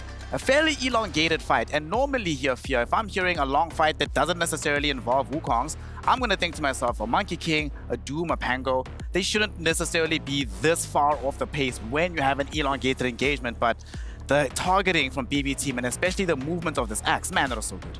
Yeah, definitely the initiation too there. GPK just jumps there immediately, finds the Snapfire. Then look, you don't have your kisses for this fight. Rubik goes down immediately too. Sure, you get your Doom off, but at this point, you already had your BKB off for Nightfall here. You're able to right-click. You are trying to chase down this Axe as best as you can, this Monkey King, but he just evades you. And then now it's just Quinn left into this fight, as they have pretty good targeting here. And you'll notice in this fight, Tofu just getting back to the fight after dying with the buyback.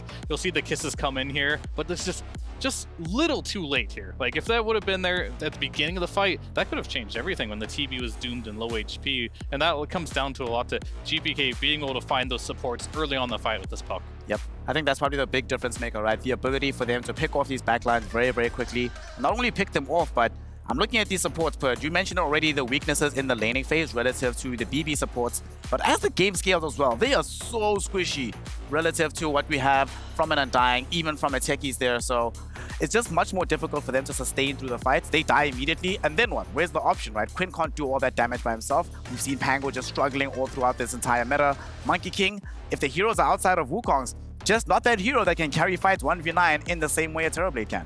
Yeah, that's true. It just makes it very difficult. Like, if you're behind on net worth, there's just so much of an uphill climb that you have to make, and like you said, they don't have the ideal heroes for team fighting, not as tanky. Well, game 1 does end up going the way here of bbteam, and they're setting themselves up to enter into the top 4, earn $1.2 million, but crucially, knock Gaimin Gladiators out of the tournament and set themselves up as a potential final boss. Well, not necessarily, but a skill-wise final boss. Of course, it is only game 1, and Gaimin Gladiators have made a habit at this tournament of turning the impossible into reality. They still have a good road to coming back and making this a 2-1 series. Before we get into game 2 though, we need to find out what's happening on the ground with our audience members as we go with Jenkins, who's talking to the crowd right now. Hello, Twitch chat, and everybody else. I'm here with some fans of a team. Who are you guys? It's bbteam. And how about you? That's right. This is not recorded live, otherwise the audience would also be wooing. I swear there's an audience there. What do you have to say to the haters out there that said bbteam, they got knocked into the lower bracket, GPK, he's a tilter, they're tilted, they're out? You know, they started the season not very good, but they're becoming more powerful as the season goes by, and they're getting more serious, and right now it's their time to shine. Their time to shine, ladies and gentlemen. And you're shining in a very special shirt, because where did this thing come from? Yeah, here's a jersey of GPK. He went the switch before the game because he just forgot his original jersey, and I gave him my fan jersey. So just double check nickname on his jersey is Pioneer. Pioneer doesn't lose. It's a lucky jersey, ladies and gentlemen. Perhaps history will be made today in your lucky jersey. If you get it back, will you ever wash the jersey again? No, no way. That's a true fan, ladies and gentlemen. One more time for bbteam. You two, because the audience can't hear me. bbteam, let's go! Let's go, BB! Great. Back to you at the panel. Schnare. VB team, we see them making their way back towards the arena with a 1-game advantage. The game is looking so much easier for them. And he did give us the download there. Let's take a look at GPK's jacket. I can't see the name on the back, but you know, once we see him, we might be able to understand who it is. I'm looking, I can't see it. I've seen every single jacket besides GPK's. But now this is a squad here that they haven't been in this position before. Elimination game in a LAN environment. Online is kind of a different situation. You know, Quinn, you've seen some of these players on LAN environments. Talk to me about this. In a mentality situation, can Gaimin Gladiators make the comeback?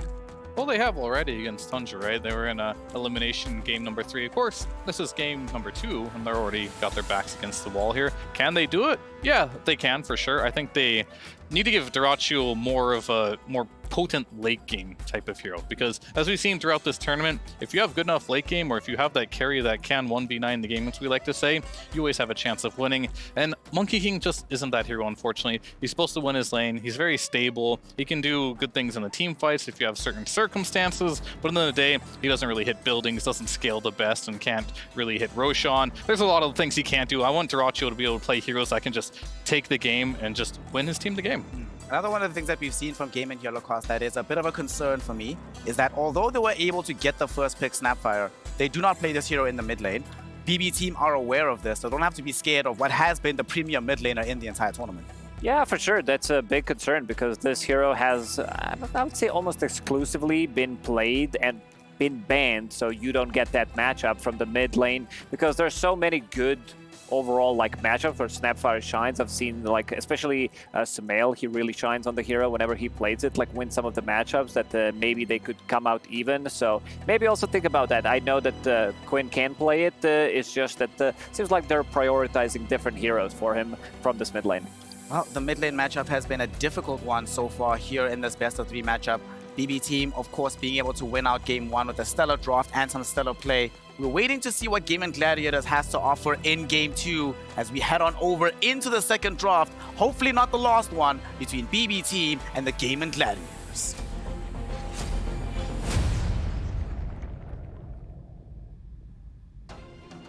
Here we go, game 2, Gaimin Gladiators versus BB team. One of the things I also want to see adjusted here, Purge, is I do not want to see BB having Radiant and first pick. The numbers are a little bit too good, and I know stats can lie sometimes, but they just seem so much more comfortable when they have both a early draft first pick as well as playing from the Radiant side for whatever reason. Yeah, sometimes some teams just have their preferences in terms of what they like, whether it's just whatever opening they favor, or, you know, the Radiant might make your Roche timer. You might like lineups that hit from like 15 to 20 minutes. It just kind of depends on the team. So each team likes what they like, but they'll definitely have strats prepared for the other ones. Just might be they don't think they're as strong. Yeah, the offlane is something that we'll also have to see addressed. In the event that he does get his axe again, very successful, still the only player at the Riyadh Masters to win with this hero. You mentioned Medusa here, Fear. Is there anything else in the draft that you can see them doing to try and deal with him in the lane, support-wise in particular? Because as Purge mentioned, Rubik, not necessarily the hero that's going to make Axe uncomfortable. Are there any other 5 that you would want to be playing to help with the Axe lane? There's a few heroes that can be really good. Obviously, there's Undying. I think Witchstalker's been a classic hero against Axe. You just playing his face, maledict him. He doesn't really like that type of play. But overall, anything that can get good harass. But more than anything, it can come from the carry. And I think it's okay to concede your lane to an Axe as well. I think the biggest issue that teams are having against Pure's Axe right now is they're trying to address him in the laning stage. But you have Save supporting him every game. So even if he doesn't have a good laning stage, he's stacking everything, or he's playing some tech. He's not only stacking, but right-clicking you. Winning the lane versus probably isn't the best idea. Axe as a hero doesn't really scale that well unless he gets lots of kills. So you could just play more for the late game, not worry too much about the laning stage. And I really want to see him get the carry-to-carry matchup more than anything. Yeah. Lacoste, another thing I want to see is Gaimin Gladiators address this Undying. It's not just that Undying is good for BB team. Eastern European Undyings, man. Honestly, just way too good. Every single time we've seen them at this tournament, they end up working miracles in the early game. And Snapfire, not necessarily the option. It seemed like a good idea, but it didn't necessarily work out. So if they can't pick it, should they just pick it themselves since they just banned the Snapfire? I'm down for some Undying, but because Broodmother is going to get banned nevertheless. BB team didn't play Broodmother yet, so they like And also, a lot of the teams talked about Ace's Broodmother, probably the best Broodmother player out there. The things that he does, you know, Zai's up there, no doubt about it, because we've seen some of the really good plays coming out from him in the series against Talon. But now this leaves a lot of different heroes open up in the pool, because Keeper of the Light has been banned. You gotta figure out, you know, how you're gonna approach it. You know that this Undying's coming, so pretty sure that bbteam, they already have what it takes, and not really surprised that they'll instantly pick their heroes. I'm surprised it's a Tide, though, in the first phase. That seems not typical. Pure has played it a couple times in the tournament. I think they're trying to bait them to maybe go for that Monkey King one more time. Because you want to be playing some late game security. I want to see Dyrachyo on a game-winning carry, because average match duration at Riyadh Master is 39 minutes, which is relatively long. So you got to be prepping for that late game. A lot of the times in these BO3 elimination games, we've also seen games dragging post 60-minute mark, so be prepped for it. What's interesting about that average match time here is that both of these teams have gone way past that. Gaimin Gladiators, I believe, at 42 minutes, and bbteam just underneath that at about 41 minutes, 45 seconds. So late game seems to be where a lot of the teams have become comfortable. Of course, it's a bit contextual here because bbteam have lost a lot of those late game situations, but they very clearly can play in that scenario if need be. Yeah, of course, it seems like we've got some opposites here where GG has been doing really well in the late game, struggling a bit in the early game, where bbteam, I guess based off the last couple series, have not been doing super well in that late game, but they've always been good in the early game. Last game, I don't know, they really showed that their late game was still good. They end the game pretty early, so not showing some of the mistakes we saw in the last series, which is good news for BB fans here. But we will pick up the Underlord. This is Gaimin Gladiators, bread and butter here. They love this hero. They seem to always make it happen, especially in those late games with this hero. And it's another one of those heroes that can just stand in front of the Tide. We got the two beefy boys here for Gaimin Gladiators, and bbteam also picking up the Tide.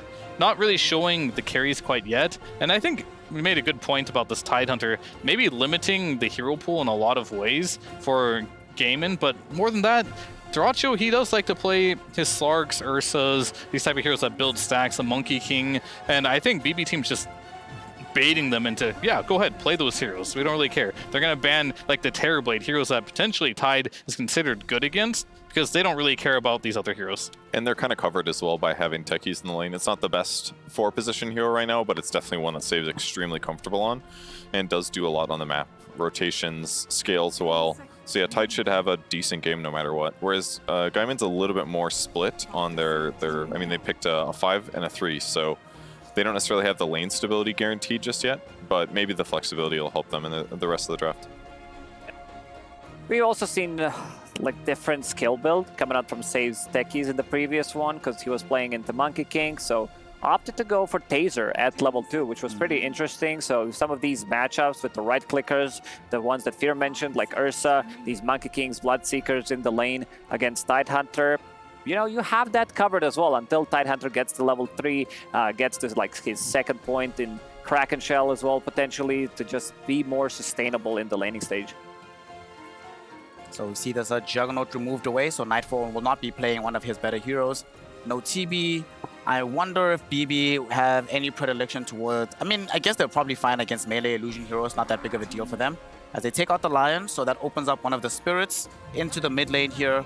But they start off with this ET, a hero that has been on the rise, looking very, very solid in pretty much every game that we see him.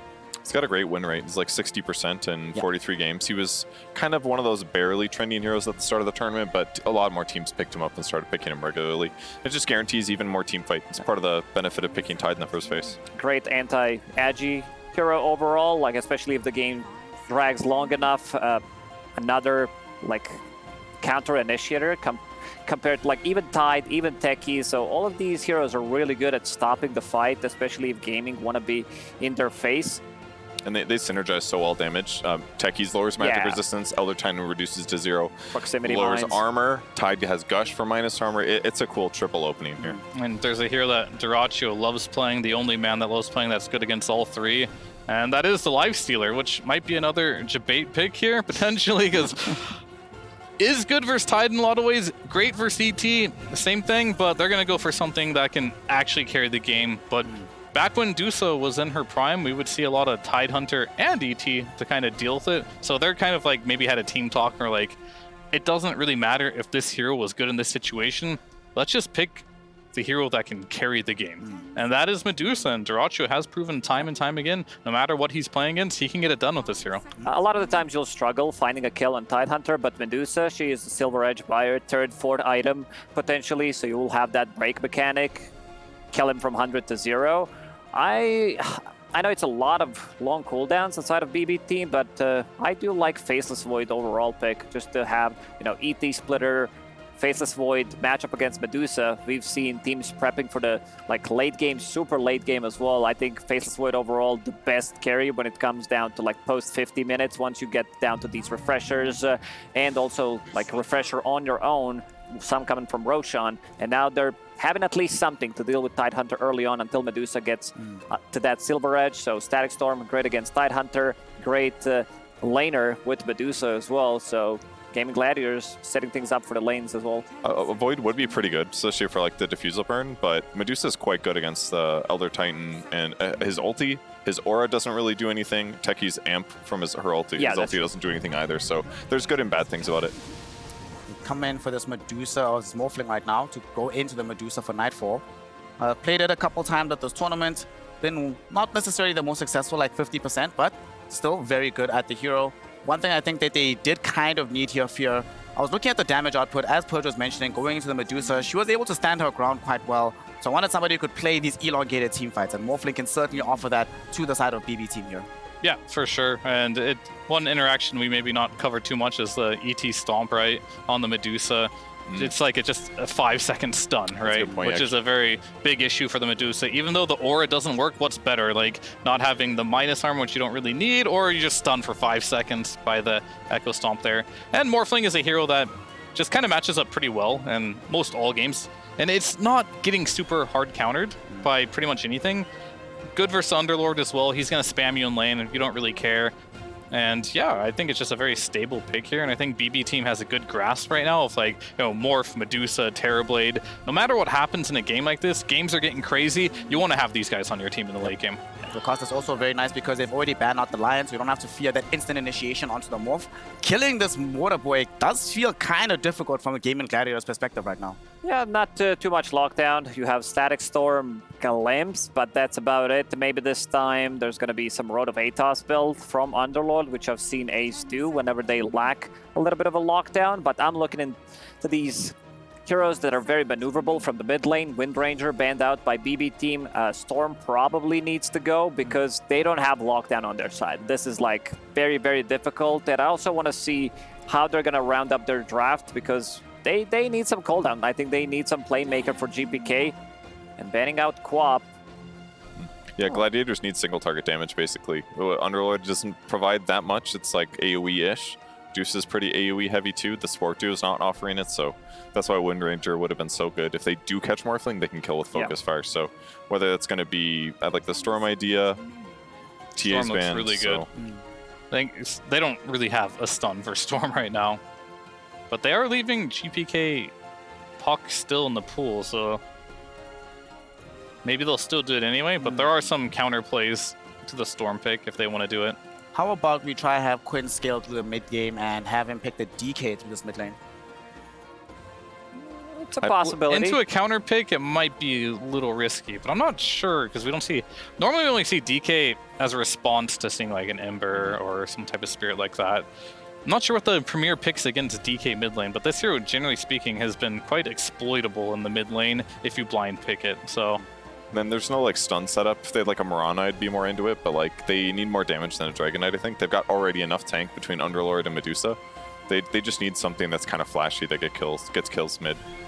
Okay, so that pretty much just does leave his Storm Spirit left in the game. For heroes he's picked, yeah, just about. Definitely concerning though with Puck still being in the pool though, I must say. I also see Timber potentially for Gaimin Gladiators because you're playing into Tide. You can put them in a very difficult spot. You don't care too much about techies, ET, Morph early on, doesn't have enough damage, and they're going to ban it. Yeah, that would have been good. Lots of damage, pure damage as well, pretty survivable.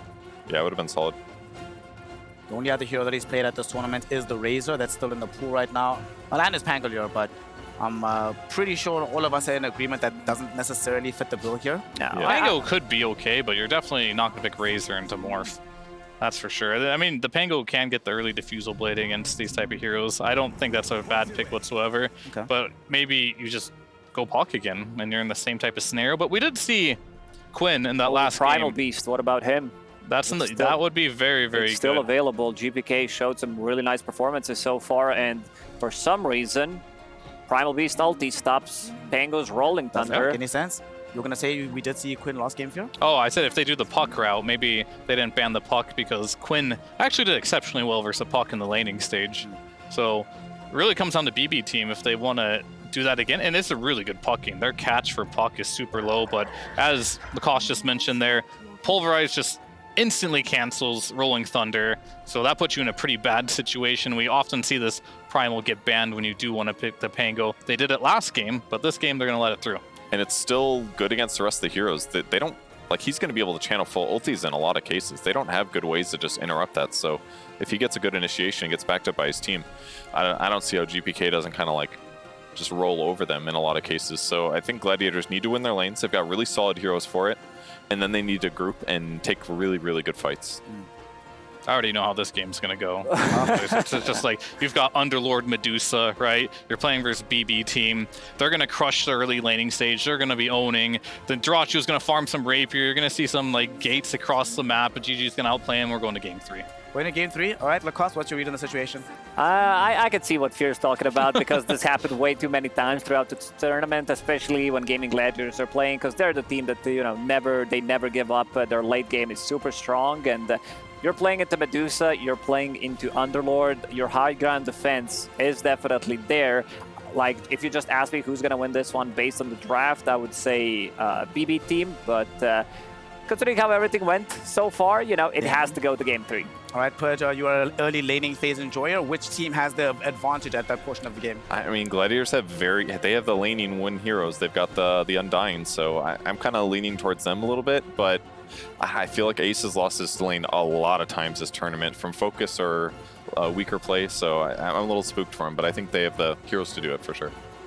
Well, right now Ace is playing a hero that he has yet to lose with at the Riyadh Masters, going 8-0 up until this point in the tournament. Of course, if they do lose this game, not only will Gaimin Gladiators only attain a top 6 finish, but the dream of a golden year of getting to every single grand finals at a tier 1 tournament will all of a sudden be over. That being said, we've seen them in this position before, and somehow they always manage to yoink out the victory. Let's find out if that's going to be the case in this incredible matchup between Gaimin Gladiators and BB team. And to bring you this action, we have an incredible casting duo. We have the Grab Ally boys, the baby boys of Sunsfan and Kezu.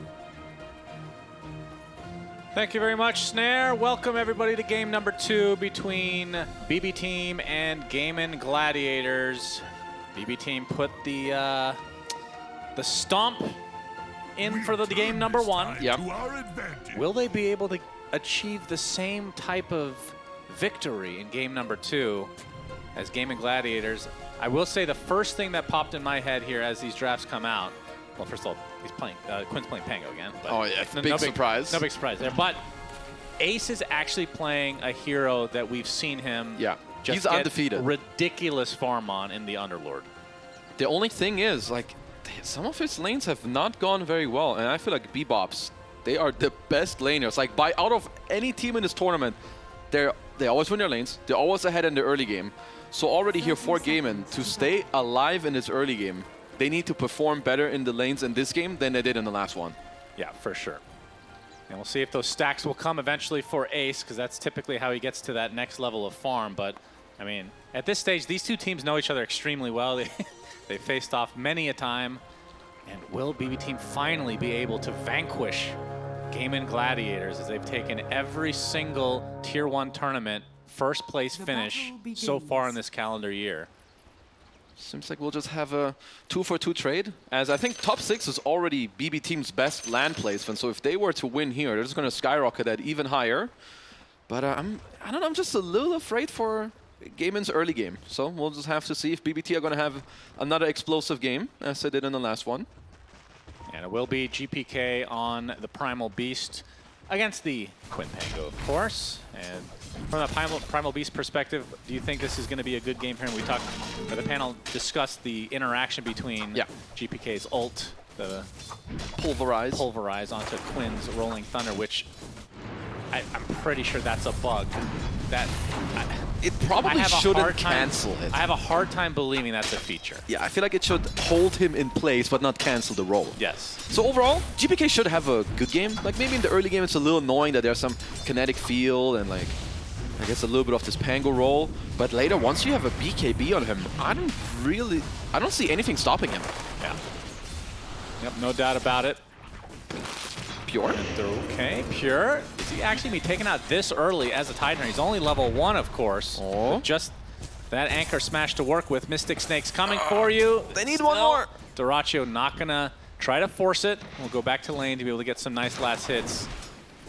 Save doing some damage to Celery in the meantime, but yeah, the Titan, kind of a precarious spot, has to walk all the way around towards that Lotus Fountain. At least him being out of the lane is very good, right? Generally speaking, Pure is always owning his lane. The Save is going to do his best to try and help out down here. And up top, this Underlord Morph match, I think it relies a lot on the first few waves, but if Ace has a first couple of good waves, you're definitely one of the heroes that you can stand your ground against the Morphling and even contest the CS. Yeah, we'll see if they get some stacks for Pure as well, because that's another offlaner that can completely destroy tons of Ancients at probably an earlier rate than any other hero, I want to say. Yeah, like Tide, Timbers, Beast, I think they're all very happy with some early stacks in the game. As Firestorm there onto some creeps as Ace trying to create some space, but Tofu's the one taking most of the damage from Toronto Tokyo's Stapler. Does have a salve, so he'll be able to just heal it back up, as we see both supports in the silence from Gaimin have to salve up in order to fight back. But this time around, it's Pure CS that is suffering in this early game. Just the nature of Undying. Yeah, that is true. And how about the Morphling? The Waterman? I don't even know if I can take this conversation seriously. It's Medusa versus Morphling. This is literally Dream League Season 20. These heroes have both been nerfed, and yet here we are again. Same matchup, same heroes. I mean, it's not as bad for Medusa, I guess, as it used to be, right? Because before then, you just get the Ags, you click it on Medusa, you steal all the damage, and you ignore her. But overall, Nightfall just gonna... I mean, actually, I think it's a good morph game, but I wouldn't say it's like a free morph game if the game is even. Well, Tofu able to secure the first Lotus of this lane. And we can see in the mid lane, it's extremely even in the CS, which is good news for, well, I guess both. I think this is a pretty even matchup, so... Is this like mostly just your trading farm kind of deal? I think so. Like, it's just that GPK has like more options ganking, like maybe minute 3, like before they both get 6. Yeah. And then afterwards, I think there's a lot of playability through Quinn just going around. I mean, honestly, both of them are going to be very aggressive in this early game. See with that 6-man. We're going to see a lot of action top. Big fire coming up, and Ace is taking a lot of damage from the briefcases. Toronto Tokyo will die, but not before Ace. So getting that extra XP advantage, and Bebop's going to be happy with this exchange overall. Well, just a level 2 Astro Spirit here on this Stapler man. Just gives his Nightfall the first blood, which is very, very big in that top lane. Oh. Celery with the decays. I mean, is he... The blood grenade. He only has 1 blood grenade, so really needs to get on top of his game. Needs to watch some more replays of Solo. Maybe he can show him the hotkey that he uses to buy said item. Because he certainly does not open the shop that many times, being that old. I mean, that is true. I can attest. When you get to that age, you gotta limit the amount of characters that you use on your keyboard. Yes, he will just probably get it with 1 button. Celery. I mean, we've only seen 1 tomb in this lane. I think generally the teams that play Undying the best, they're kind of using it like off cooldown to just get you out. And also Dyrachyo out of mana. Sure, had to pop his sticks here, but BBT, they're nullifying this bottom lane.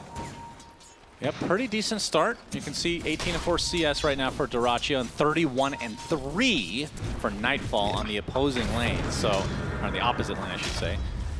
It is 5 minutes, so 1 minute away from this big rotation that we assume will come as GPK taking good amount of damage from Quinn. I mean, if Nightfall gets off to a good start, I don't really see how they stop him. As defensive glimpse, as Nightfall just gets his body into Ace to just lower his HP pool. Sure, he does have the Ring of Health, but slowing him down before the Vanguard. Blast on Dyrachyo. Dyrachyo takes the Blood Grenade, which actually does some damage now because he has no mana, and Pure gets the kill. Celery's gonna have to tank up a Sticky Bomb along with some Gush action, and this looks like it's a double kill for Pure. Again, the side lane. My goodness. Completely dominating for Team bblops. I mean, he's got the Lotus, he's got all the magic. Ace? Oh, Ace goes down to Nightfall. Yeah, the side lane's just looking exactly like last game. And again, it feels like it's all up to Quinn as he... I mean, this time around, it's an even exchange in the mid lane. So it's actually going better for bbteam. Because last time around, Quinn was ahead by like 15 CS at this point. I mean, Boom Boom's laning, they're just so good. And I totally agree with you. It's kind of onto Quinn. And sure, they get the vision on Toronto. Looking for the glimpse. They find it. Shield crash, and it's gonna go off.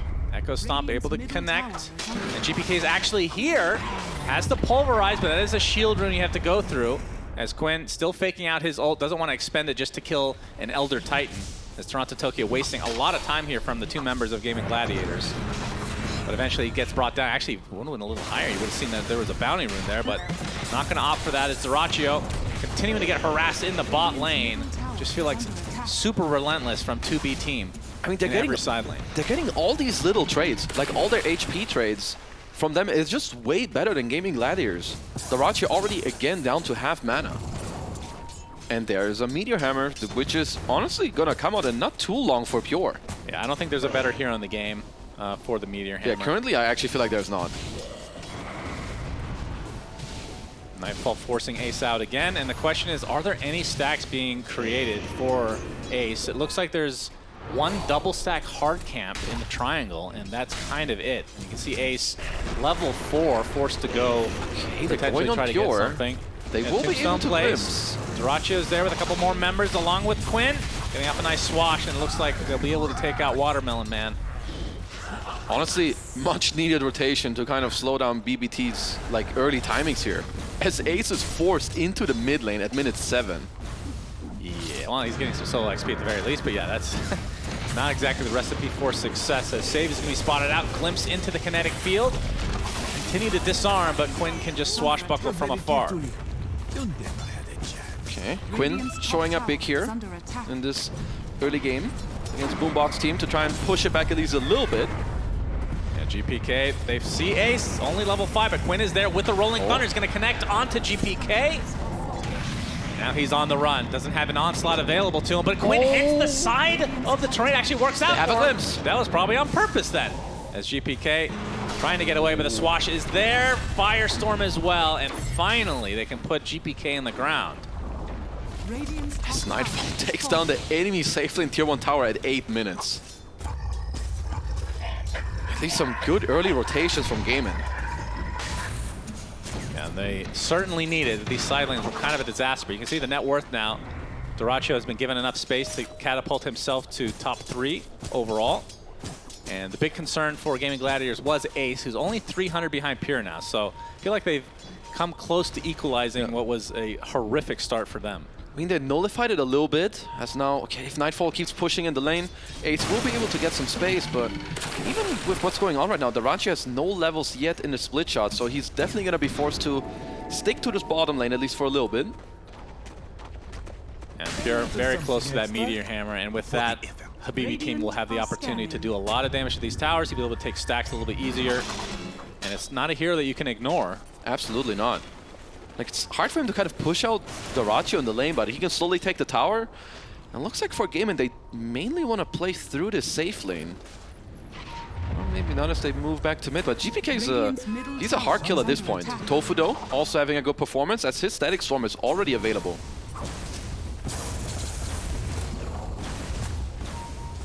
Dyrachyo's going to get some company in the form of bbteam members. GPK taking out a stack, though, so he will not partake, but like we said, the Meteor Hammer's online, so maybe they can just leave Pure as a solo down there. I think, honestly, they don't have to play through him too much, as an active rune is spawning, so bada bing, bada boom. Might want to be looking at a play here. I mean, bottom rune, pretty hard to contest. Yeah, Quinn's going to be able to grab the invis. Everywhere he goes, the rune will spawn. We've learned this throughout his career. That's, of course, very true, as Gaimin is watching every Quinn game. Nightfall with 1,000 net worth. I mean, you can see bbteam have 1,000 net worth lead right now. It's literally Nightfall, his lead on the rest of the pack. And so the thing is with how do they really stop him? It's a very hard kill to be executed because you would have to smoke out of fog and like static him like basically instantly without him popping morph. So, you know, doing that is not an easy task. So honestly, Nightfall might just, I think it's net. He's gonna stay top network for the entire game. Yeah. Most likely, very difficult hero to kill. I mean, what other options look like from the game inside to try to nullify the Morphling going forward, like mid-game and beyond? I mean, looks like they're... Never mind, as they smoked, but Quinn is going to be like, nope, just going to break that to do that here. Well, they do have decent team fight against them, right? You have the Aura to maybe try and ignore him a little bit, or glimpse static into some Diffuser, Mana Burn, and rolls. I think Nightfall, he is no stranger to this Morphling. No one is. We've seen it every single game for like 10 months now, okay? That is true. I would hope he's an expert on it now, for God's sake. He is Platinum. I mean, if you wanted to win Dota games a couple of weeks ago, or even just a month ago, you had to play the Waterman. Yeah, that's just pubs. If you included the pro games, he'd probably be... Master Monker tier. Yeah, at least. Looks like Bebop's gonna go for a smoke. 3-man. So is this where they want to try to kick out the Ratio from like his safe lane bottom side? Kind of looks like it. So they want to help Pure take this tower, and I mean, ideally for them, they'd also want the Ratio here. Yeah, you can see Pure pushing the wave now and shadowed by these smoked members from BBQ team. Middle tower is under attack. See if they're able to take this down. See if they can find the Ratio. They will with the onslaught. He does not have Stone Gaze, by the way. I don't think he's holding any points either. Mass TP. But the TP's coming up. Blast up from Save. And the Echo Stomp is there, but there's so many BB team. Pure gets off the Ravage, hitting most of Gaimin Gladiators who have shown up. But the Medusa is already dead. Tofu gets off a nice static storm onto Tide. Can't counter that, but look who's come to play. It's the #1 network hero in the game, Nightfall. Gonna get the gush onto Ace, who's now left to his own devices, but Quinn is here now. Gets the Rolling Thunder off, connecting onto GPK. Ace will likely go down to the casual right-click. Cellular will drop as well. This is an absolute bloodbath. Complete slaughterhouse as Quinn, the last remaining member of Gaimin Gladiators to survive. And B-Box team, they've only lost one hero. Okay, they've got the Diffuser on Quinn. I mean, he's trying to like save this fight, but his Diffuser is coming now, but very uncharacteristic from Gaimin. I think generally we don't see them make such a, I don't know, such a mistake. Mass TPs into losing the fight afterwards as well. There's the Diffusal, as you said. I mean, at what point do you think... We can talk about this fight, I suppose, first. He didn't get the stakes off. Honestly, that could have been a big deal, but no level of Stone Gaze. So how do you really fight back here? And without Quinn available and right before it's Diffusal, not the fight you want to take here. But B-Blobs, they just kind of force this on you. Yeah, the fact that they only lose one hero, pretty incredible, considering they're diving the tower here, essentially, on the Gaimin Gladiator side of the map. All right, what did you want to ask? Yeah, I didn't care. Okay. Slash even remember, of course. Pure. Not as animated as with the Axe Call, but still a 4-for-1. He'll take that. The Calling Blade is the most satisfying spell in the game. It's almost like an electric shock. It is an electric shock. Understandable.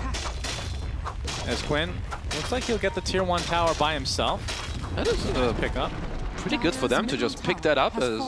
Who's that? Tofu saving up 1,400 gold, so he'll debate in terms of what he will want to get next. Radiant's bottom tower is under attack. Nightfall is just so far away from everyone in terms of his farm. Question is, can Dyrachyo save Gaimin Gladiators again? The last time they were in this position, you went Rapier. They were down 25k at one point. Yep. And they somehow pulled it out. I don't know how, but they did. I mean, can never count them out. And also in terms of the first Roche later, you know, B-Blobs got Morph. You can take it pretty nicely. I don't know if we have any Medallions or Solar Crest coming out. I don't think they're too close. But for Gaimin, you've got the Undying, you've got the Pango, Underlord with a potential Aura. So this is something they could look to abuse in like the next couple of minutes. Yeah, and in the series that we've been casting of BattleBots, they've taken these early Roches as well. So we'll see if they end up going down the exact same kind of methodical nature and strategy that they've been following. It's been around, like, I want to say the earliest is around now, but they don't really have a team that can take it super fast. So maybe like 18, 19 minute Roche. Yeah, like if they had an Undying, which generally they do, so it's good for Gaimin that, well, they're the ones having it, because otherwise I think they would maybe already be looking at that, because your Gush is still low level, so the B bots are going to have to wait a little more. I think you're going to need a couple of these levels. For now, looks like Pure going to position himself in the mid lane now and maybe just slowly meteor hammer down this mid tower.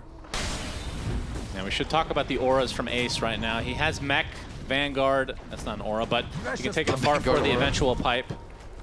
And I'm not sure if, I guess Crimson's not particularly great this game. Yeah, I wouldn't say Crimson is amazing, as Morph is a very hybrid hero. And the other heroes don't really deal too much right-click damage. Quinn was looking around, but going on pure mid is just pretty hard. I do like that he's looking up top, and I mean the power of active runes. He's gotten every single one, I'm pretty sure. Yeah, and that is incredibly important here for Gaimin, because yeah, you're down 2k gold, but you're gonna need every little bonus power spike you can get. As GPK has got his BKB. He is incredibly strong now as well. Yeah. That is the biggest power spike you can possibly have on Primal Beast, because it's literally needed to use your hero in a lot of cases. And Quinn is he's forced to buy a Linken's simply because of the Primal Beast matchup. Yeah, that feels bad. I mean, I guess they could still work around it, like if you just have more of Adaptive Strike or you gush the Linken's off, because obviously now you can use those spells on the roll. You can just break the Linken's and still get off the Pulverize. The fact that he has to go Linken's, he's going to go Blink after the fact almost certainly, so that he can actually close the gap when he uses low, because you're not going to want to use your ult up close and personal at all with this type of a build, which means in the end he's going to be doing a lot less damage than he usually does, because typically this is the Aghanim Scepter slot. Oh, they might be running into Quinn here. Oh, Quinn gets pulverized right off the bat, but there's a Static Storm save from Tofu. They're going to try to turn this around as Quinn actually canceling his ult. The Ravage comes out, not hitting anybody, and Quinn not able to find a connection initially because of the BKB. At the very least, he forces that BKB out from the likes of GPK. And now Pure. Oh, here comes the gate. Yeah, we've got a big Fiend's Gate coming in from Ace. Kinetic Field's going to hold the Tidehunter in place, but Nightfall has come as well. Stolen turns into the Undying. That's a nice tombstone, but they're going to be able to kill it relatively easily. He doesn't have a way to heal it there, as Ace completely out of mana now. Elder Titan ult comes out, not a huge connection overall. GPK, another Pulverize. It's been that long since this first usage. He's going to die inside the Kinetic Field. Nice job from Gaimin Gladiators equalizing this game. Oh, is it even over yet? Does look like it as Tofu. Wow, Blink dagger. He's got a blink. And also, what a sick static at the start, as well as I kind of like what Pure was going there with the Ravage to cancel the roll, but just not in time. As B plus B team. They've been picking up bounty runes constantly from the trusty shovelers. I don't know. I mean, he was holding a lot of gold, and he just had a good early game.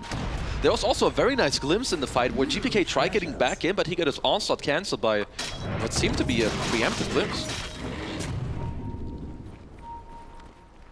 Well, just like that, Gaimin Gladiators with the net worth lead. And the question is, can they be the ones to eventually get this Roche, as the timer is, well, not the timer from the spawn, but the timer typically when teams will take it, is approaching. Tier 1 tower taken out, GPK in the trees. Of course, he does have this BKB. He's just gonna gate on out. Very nice and casual. But I must say, so when you're just, I mean, I wouldn't say it's a single core Morphling, but he's most of the like static output damage. And now when you play into this Underlord with high level auras, basically max out aura, and he has a pipe with mech, I could see Bada Bing Bada Boom team running into some damage issues here. Well, pipe now coming online for Pure. So we'll have that magic damage mitigation.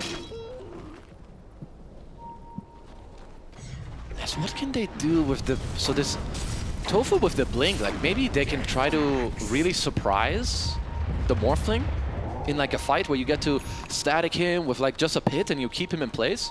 I think you could kill him from full to zero. Or maybe the Tide, like when the Ranchi then gets in there with a Stone Gaze and Quinn gets to hit. They're strong right now. GPK. He only has one member of his team next to him. They're going to go through the gate. Quinn, is he going to spot this out? He gets a swashbuckle. Not able to cancel the channeling, but they will be able to pick off an ET at the very least. Still some great kills. I must say, honestly, Quinn is just coming in clutch. And yep, he's got all the active runes in the game. Getting closer to this Linken's, as we've touched on. Very much needed. It's Nightfall working on this disgusting Aghanim Scepter. Yeah. Getting relatively close. We'll turn into Medusa in all likelihood. I mean, decent options all across the board, really. I think, yeah, turning into Medusa is just really nice because she's like she's hitting so many heroes at the same time that when you lower her damage and her attack speed, it really matters a lot. As they're looking, Nightfall does sniff it out. Will only keep his Manta down here. Oh, 4K lead for Gaimin. They've really turned this one around. Yep, they have. Will they realize that Tormentors are on the map? Will either team this game? I mean, we can look at the shards to see how important it is for their team. B-Bot, they have the Techies, they have the Elder Titan. We talked about ET being kind of Techies okay, ET trash. Okay. So maybe not worth the trip. But on the other side, you got the Gravity Babity. You do have Grab Ally. Okay, Pure's here. Well, Hill goes right back to where you came from. Now they know that he can't come here anytime soon, and that's a nice Wisdom Rune pickup by Quinn. Double Wisdom Rune like this while you're ahead in net worth. Honestly, this is really damn nice for Gaimin. As now it makes more sense why Mr. Pure tried to TP down there. Dyrachyo going for second item Scotty, so opting for more tankiness. Honestly, Gaimin scaling is pretty good. I'm starting to favor it over the BBT side here. One thing that could maybe swing it is this first Roche. I would assume that Nightfall is currently telling his boys that, yo guys, we need the Axe, and then it's gotta be go time. You think that's the power spike for a B-squared team? I think for the starters now, yeah. Like Pure is still 1,300 gold away from Blink, 1K rather, so I don't think you can wait for that. GPK has got Blink BKB, so he's strong too, and they're just bleeding in net worth. You gotta do something. Yeah, they don't know that necessarily. That is true. They might think it's even. I mean, they might think they're ahead. When they're up 25K, they still lose sometimes, so maybe the net worth doesn't matter. It's just maybe they need to be behind to win. That's true. That gives them all the power. We're going to see a pause come out from Save as the Aghanim Scepter just picked up now from Nightfall's side, as you mentioned. It's... I would assume that this next fight has got to be around the Roche pit, because both teams can look to kind of force it. Yes, I mean, just very important. Yeah, I will say that on all the games that we've cast of Boom Boom Team, this early game, as you call it, the first 22 minutes, this has looked a lot different than basically all of them. This might just be the first time that they're significantly behind at 20 minutes. Yeah. I don't know if we've seen that before. Yeah, very unusual. GPK, his smoke will pop. He's going to blink in and get the Pulverize onto Celery. Gets blast off as well. Perma, somebody's going to stay alive. The mech comes out. There's the static storm onto the Techies, but the control onto GPK. They force out his BKB as Quinn continuing to chase. Gets a nice watch as well. Trying to TP out. He will actually be able to survive. And Nightfall is going to TP on the high ground. So all they get is ace, but still, I mean, a 1-for-1 based on the fact that you're the ones getting initiated on is not too shabby. Yeah, and you did get the BKB out of GPK, and we can see some of like the damage issues, right? As Tofu survives for like, what, 8-9 seconds just with Ace coming by with the gate, dropping him the auras. But another thing about Nightfall turning into Dusa, he's got the Stony Snake. But it looks like that might just be a free Roche. Looks like it. Now the question is, do you give this to Pango or Medusa? We've seen it kind of flip-flop back and forth. I would say at this point, Dyrachyo should not be dying unless he majorly messes up. And Dyrachyo's not really doing a ton of damage yet either. Yeah, like he can... I think the idea is already that the boom blocks will try to ignore him, so you give Aegis to the Pango to like just make it harder for them to ignore multiple heroes. Oh, I like the switch up from Dyrachyo. He's queuing up the Silver Edge. Really damn good against this Titan. Just going to give them also like another win condition in the fight to just break through him. Yeah, very true. And they do have the Disruptor, of course, as well. That one of the few heroes that can counter the likes of Tidehunter. In some respects, he can't Kraken off the Static Storm. Gem as well now for Gaimin. But there is a blink now on Pure. I think it's how fast they want to get some aggression going. It's honestly what they need in this game, I think, because for them, I think Boombox team need to be a lot more explosive in like how they engage in these fights. Like they need to go in together, drop the Ravage, get in there with GPK, then turn into the Medusa and like just put all your tempo in there and take the fight. Quinn trying to create some space so this tier 2 could be uncontested. We can see GPK and Toronto Tokyo on the high ground. They're going to pop the Link, essentially Pulverize to follow. Pure jumps in with a newly picked up Blink Dagger, and that is the Aegis. Will he be able to get out? The Ravage comes out. He gets to the high ground first, though. Trying to get the rolling thunder. He will be successful. Beautifully done from Quinn. They waste the Ravage. He TPs out. So in the end, you're trading Ravage for the Aegis. No, he got away with murder there. My goodness. I did not expect him to be able to get out of that one as we have Tormy time. Yep, they just, you know, bbteam, they just happen to be in the area, so Tormentor will be theirs. Celery will actually live throughout this. Easy Glimmer Cape. Not Tormy time? Not there it is. Okay. Ravage is down, so sure, you lost the Aegis, but... Wait, what's going on? This is the worst Tormentor attempt I've ever seen, and it's going to go to save, so at least they dodged the Elder Titan shot. I mean, after all this effort, you better get it on techies. Everybody has to go back to base. Need us 2 supports for it. I mean, I would say, I guess, yeah, the Shard is pretty good on techies this game as well. You got Morphling with a lot of mobility. You got Primal Beast that wants to get in there, so not too shabby. I mean, honestly, Gaimin can kind of, like, I think they're happy with what happened to the Aegis and the fact that you traded it for Ravage, which means you're still going to get these outer towers even without the Aegis. Because I don't see the Bebops fighting into you now. Yeah. But the problem is that was a pretty early expiration of the Aegis. So that is true. The Ravage will come back, and they will not have Aegis. Tier 2 tower. It looks to be uncontested. Yeah. I mean, there's a reason that Ace is undefeated on this Underlord. I think he's like 31-3 throughout the season with this hero. Because with his items, considering the start he had, he's putting on a sick performance. The Halberd now against the Morph, the Auras. He might just be the difference maker in this game later with this Morph Medusa matchup. Nightfall trying to finish up his BKB. Yeah, what are the big item spikes here coming up? The Silver Edge that might actually be finished on Dyrachyo. Yeah, I think the Silver Edge plus the Blink. The Silver Edge is flying out and the Blink for Pango as well, so this is what Gaimin are kind of waiting for. Whereas for 2bbteam, so you get the BKB. I mean, it's mainly just the BKB on Nightfall, because these other 2 Halberds you're gonna get eventually on GPK and Tide. They're nice and dandy to like delay the fight, but I don't see it like really swinging the fight. I think it will just delay what's gonna happen anyway. See Toronto, Tokyo ordering the troops around. The old position 2 for Team Spirit, now position 5. Things are not going that smoothly for Baby Bottom team so far in this game. Yeah, that's why they need him to step up. TI winner probably knows what he's talking about currently. Hopefully they'll listen to him. Yep, hopefully. I mean, they have a lot of hot-headed individuals on the team, as we've talked about a million times. Silver Edge being shown. Oh, nice Manta. He's not afraid to fight, but he got off the gate Stone too. Gaze is there. GPK trying to TP out. What a monster! There's a Stone Gaze there, young man. GPK will try to trample away.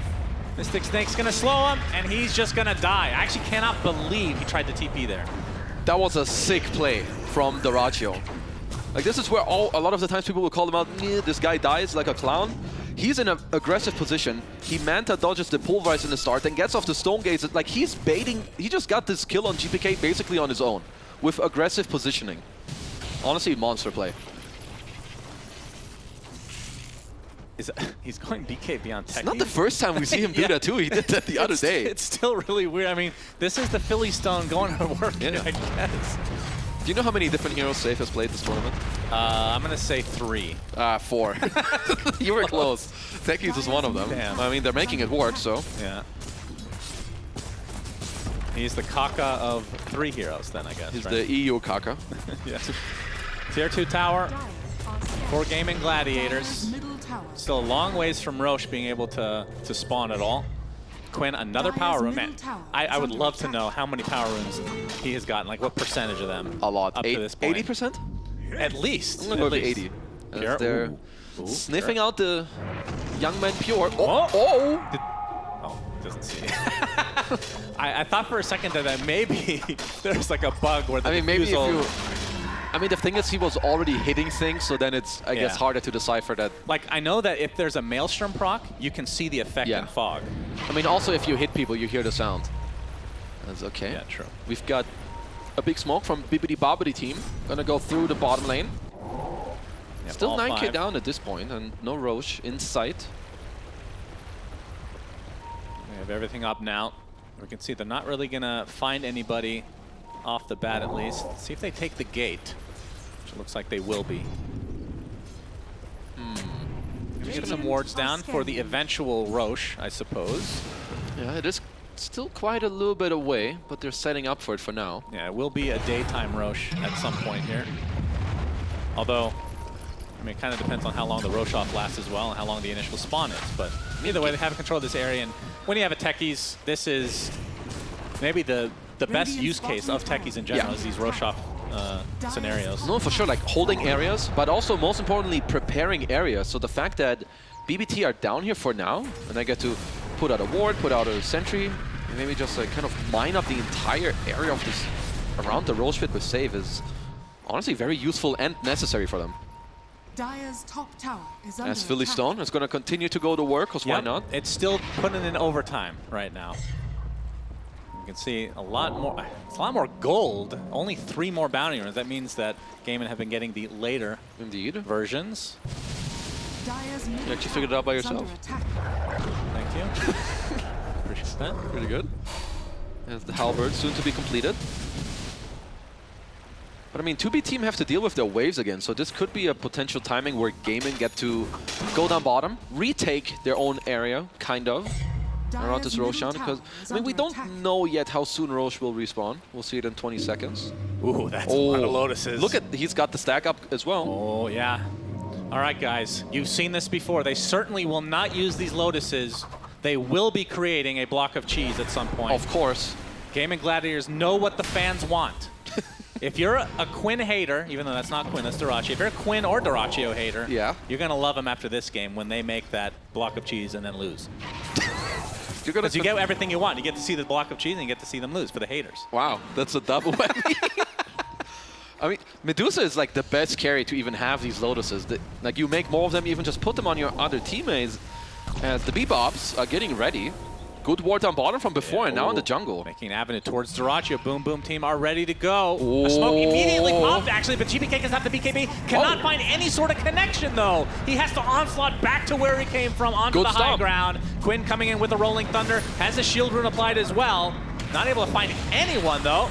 Swash even misses. My goodness, there's a lot of spell Everything's missing. Completely whipping, even the Static Storm. My goodness. Oh, it hit! As All brings into it. Yeah, GPK back into the fray, onslaughting away now as the Stone Gaze not really going to fully proc on anybody. They break the Time Hunter, but absolutely no follow-up whatsoever. Hold the splitter! Top out of 3 with the Pulverize to follow into the ETO, and the Ravage to follow from Pure. Ace, he's the one that takes the brunt of the damage, but he's still alive somehow, getting a monster Firestorm onto several heroes from B-Boom Squad. And Nightfall, another missed swashbuckle from Quinn. They have nothing left in attack. Nightfall is broken up, GPK running out of steam. He gets glimpsed back, and he's going to eventually get brought down. That's 2 dead for BB Squad. My goodness. This would make a great This is what nerves do to people. Yeah, that would make a great What the Horse episode. That's actually true. Will they, A, miss literally every spell? Because that's what happened. I mean, they just kind of ran. This was a Zig Earthsplitter from Toronto Tokyo. Like, I don't blame them for committing on this, but Ace is just so tanky. As is Dyrachyo. He gets the halberd off from Nightfall here to Overwatch this game. I think there were also maybe Lotuses that got like put around as well, and just get to see BB team squads. Like, some of the damage is just not really coming through. The BKBs aren't there anymore. It's going to open up another Roche for Gaimin Gladiators. This is the Aegis and Cheese, which they will not use because they want the block, of course, for the fans. But yeah, this game's delivering. We were hoping for a game 3, and I mean, who knows what can happen in this game. But the 16K leads do not matter. They don't matter at all. But either way, Gaimin Gladiators in a good position right now. Very good position at this point. So Nightfall needs an MKB. I feel like they cannot deal with these heroes right now. Like, he needs to cut through either the halberd of the Underlord or Dyrachyo later. And I think their biggest kill has got to be Ace. You need to remove these filthy auras out of the game. They're just doing way too much. Well, finally, Mr. Quinn gets the Aghanim Scepter, something he's had to delay for so long just because he needed the Lincoln Sphere and the blink after the fact. So now the damage, he actually did take the 15 talent despite not having the axe at that point. Because he knew he would want it. Glimpse back. And halberd used onto the Medusa as Quinn gets off the roll, but not really finding any meaningful hits. So we'll have to roll back in shame as Gaimin Gladiators might have to reset completely. get to hold pretty nicely as they were looking for a little bit of poke, but GPK, no need for him to use the BKB. And I do have to say, Team BBQ, you also have the Philly Stone on Toronto, Tokyo. And some scaling ET in this game is honestly also no joke. Like, he's more than halfway to his own Aghanim Scepter. That's true. GPK spotted, but you see Celery not quite close enough for a glimpse. And that is maybe the scariest thing. I mean, even if you have to pop BKB, that feels atrocious in a situation like this. And now Gaimin Gladiators just completely starving everything off the map for bbteam. I mean, at this stage of the game, any small victory matters a lot. Whether it's a small cooldown, a BKB charge to then go later, or you go around with some smoke and some Observer Ward. And Dyrachyo with this MKB, 3 minutes left on the Aegis, they just want to force a little bit. They're certainly going to poke at the very least, but yeah, plenty of time on this Aegis. Still with full, like, half duration left on it, 2.5 minutes effectively. And the MKB is just purchased as well, so that's going to be flying out. That might be what they were waiting for, because they didn't commit yet. That's GPK. Yeah, we have the Pit of Malice from Ace. There's another Rolling Thunder from from Quinn, I should say. Gets off the roll up as well, as GPK is completely controlled. Already at half HP, has to uproar and run away. And there's a static storm onto Pure, stuck inside the kinetic field as well. Can they actually finish the job? But GPK coming in with the pulverize onto the Medusa. Can they burn this Aegis at the very least, as the ET ult does connect, but they've lost Pure. And even if the Medusa goes down, he's going to have that second life to work with. Nightfall, his BKB is already down. Shield crash from Quinn, using the Aghanim Scepter to the full effect. His save, he's deeping in very deep here. The glimpse back onto Nightfall into the kinetic field. Flash going for the extra damage, and they get him! Down goes Nightfall for 70 seconds. And this is going to be a full set of racks for Gaimin Gladiators at the very least. Just what a sick fight as they just keep it going. Tips coming out all around. Gaimin feeling good. That's racks number 1. I mean, they're going to... How much more can they get? Like, Morphus, no buyback for 50 seconds. Yeah, this is double racks, I think. Another fortification comes out, and that's going to be the last one. I mean, if maybe Toronto can come in with some clutch stomps, but also no BKB on GPK. Yep, there it's the onslaught. A sheep stick on Ace. That's going to be a pretty big reveal, potentially. But yeah, 2 sets of racks going the Gaimin Gladiators' way, and let's see if they continue on for the potential megas. 30 seconds for Nightfall. They're going to have Pure back with the Ravage, and of course, Gaimin Gladiators are not sure about this buyback situation on Nightfall. So they do have to be a big careful. But Quinn, he's going to get the Rolling Thunder with the Hex initiation from Ace. GPK stuck inside this Pit of Malice, continuing to be stuck there perpetually, it feels like. He's been rooted like 12 times this fight. He's just dead! 1 full minute of no Primal Beast as Pure gets glimpsed back. Still has the Ravage to work with as the Morphling is finally going to come here. He gets broken and dies. He knows that he can't buy back, so just has to expend everything that he has, but it has very little effect on the game. And still, throughout all of this, the Aegis still remains. So Nightfall is going to finally burn it. At that point, feels like Dyrachyo was just begging for death. His save goes in with a nice blast off Nightfall, trying to do the job with the ETL coming in. They're actually getting rid of the mana very quickly onto Dyrachyo, but the Pit of Malice coming in with Quinn Swashbuckle, keeping this Morphling in place. He gets 4 stacked waveforms away and gets glimpsed back and will be eventually brought down as GG's come out, and only fitting we're going to a game 3. I'm so happy we're going to a 3-game series just in this game, as Quinn, he was everywhere in this matchup. I don't know what he ended up with, like 3-0-15. I mean, I would be pumped up too if I saw my team win like that. Absolutely. Terrific performance from Gaimin Gladiators. They tie things up 1-1 against the likes of bbteam, who, I mean, they got off to a good laning start, as they always do, but then about 15 minutes in, Gaimin Gladiators took firm control of this game, and I feel like bbteam, they're not really used to being in that position. Maybe the Boombox team were waiting a little too far, or like too much. I think like the Nightfall Axe, I don't know if that's what they were waiting for, but that's exactly where Gaimin, they just strike back in the game, they get this Goldie, and from then on, I feel like they didn't really make any mistakes from them. Yeah, Quinn, absolute monstrous performance. I mean, he didn't end up with a ton of kills. I mean, there weren't that many kills to begin with for Gaimin Gladiators, but 3-0 and 15, deathless this time around. And like I said, ever since he said had a poor performance at this tournament. He has been crushing every single game. And I feel like he's definitely the MVP because they were not in a good position. He was the only one farming well, and they basically put his entire team on their back. No, he went bottom, got like 1-2 kills, and like kept everything moving forward as he's literally the only one that didn't die. So honestly, game 3, I can't wait. Yeah, let's go to the panel to break down this now tied series 1-1 between Gaimin Gladiators and bbteam. Thank you, Habibi boys, for giving us this excellent game 2 between Gaimin Gladiators and bbteam. It is 1-1 tied up right now. And Purge, you mentioned it that Gaimin Gladiators, they have a better potential to play the early game, but damn, it went a lot better than I expected. Yeah, they had a really solid game for sure. And in these later game team fight stages, it was kind of the same thing. Dyrachyo just the carry, the guy that they can't really kill or deal with. The Tidehunter kind of fell off. Like they had good team fight potential, but it kind of felt like GPK missed a bunch of initiations, and that made their team fights just a lot harder. And then the Primal Beast kind of falls off compared to a lot of other mids. Yeah, both their off lane and position 2 kind of fell off hard in this game because GPK, as you mentioned, Purge, he was unable to get the initiations going. Sometimes you'll see like full duration BKB unable to find the right target. Pure as well, like a couple of missed Ravages. There was a Ravage that hit absolutely nothing, and Gaimin Gladiators, they're gonna take advantage of it. That I also love to see that Dyrachyo is playing late game carry. You know, if things goes bad, you know that you can rely on his hero to carry the game compared to the first game of Monkey King. Monkey, you know, he can be annoying, but he's not Medusa when it comes down to late game. And also, how the hell did we have Medusa at 7.33 patch? Like, she was so strong, like, and some teams thought that they can counter her. Didn't end up well. Now, after like 4 or 5 nerfs in a row, the hero is still super strong. Yep, a little bit too good, this Medusa hero. I feel a little bit bad here, Fia, because at some point in this game, the 12-minute mark, there was a massive fight that bbteam were able to claim on the Gaimin Gladiator side of the map. They wipe out 4 heroes, a Ravage is absolutely everybody, Medusa ends up dead from that situation. Why couldn't they leverage that advantage into greater gains deeper into the game?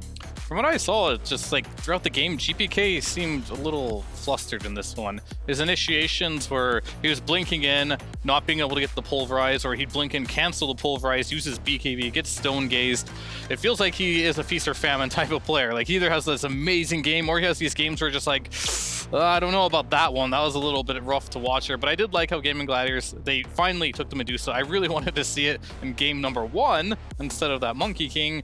They learned as well. It got banned in last phase. Let's just pick it early. So I have a feeling this series is going to turn into like Terrorblade, Morphling, Medusa, first phase. Whoever gets some of these, that's the only time you're going to get them because they're going to get banned in the second phase. All right, Purge, come on. I mean, now, of course, Fia is going to be telling me about carry heroes and their influence in the game, but let's talk about some of these supports on the side of Gaimin Gladiators. Having this Undying, what a difference it made relative to game 1, being able to protect the lane, and it really did feel like Celery had so much more influence in this game.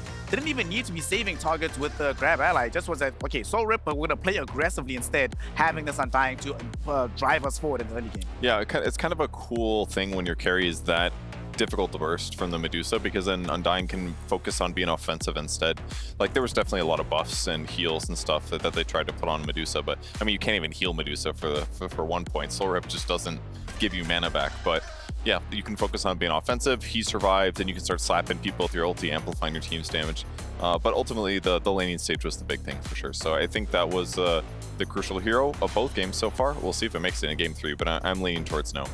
Probably not. If you're going to be playing up against these teams at this point in time, Undying has to absolutely go. We've seen 9 Pandas, another team in our top 6. Solo told us, giving a 5 position player at the tournament, probably a mistake. Of course, now we have to take a look at our STC play of this game. And I think this is emblematic of how this game was going ultimately for the side of bbteam.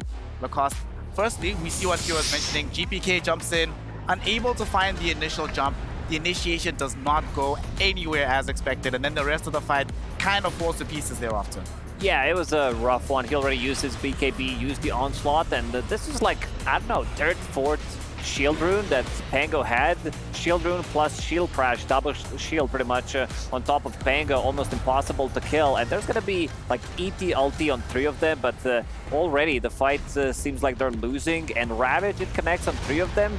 But after that, there's just not enough damage. You can feel that they can't even kill this Underlord because Aura is doing way too much. Heaven's Halberd as well, plus a pipe makes him super tanky, and the fight's already been lost. Yep. This sort of reminds me of the game that they won against Tundra, where there's focus on some other targets in the middle of the fight, but Diracho is just pretty much free to just sit there and hit fear. Just plop, plop, plop, plop, plop, plop, plop. Before you know it, you're at half HP before the fight even started going. Yeah, and both these teams had similar type of strategies where like the Tide reduces your base damage, the Underlord reduces your base damage, but we just kind of saw that the Underlord was much more reliable. It's an aura, you don't have to get in there. I think that really helped them there. And GPK on the Primal as well, it didn't scale as well as the Pango too. It was supposed to take this Pango out of the role, but we didn't really see that very much throughout this game, right? He got the early Lincolns because of the good laning stage, and it was just game to take. They just had the favorable carry matchup. He itemized really well. I like the early Scotty adaptation he went for as well. And, you know, Diracho, he's going to carry games if you give him a hard carry. And if Quinn really steps it up too, which is what maybe they were lacking,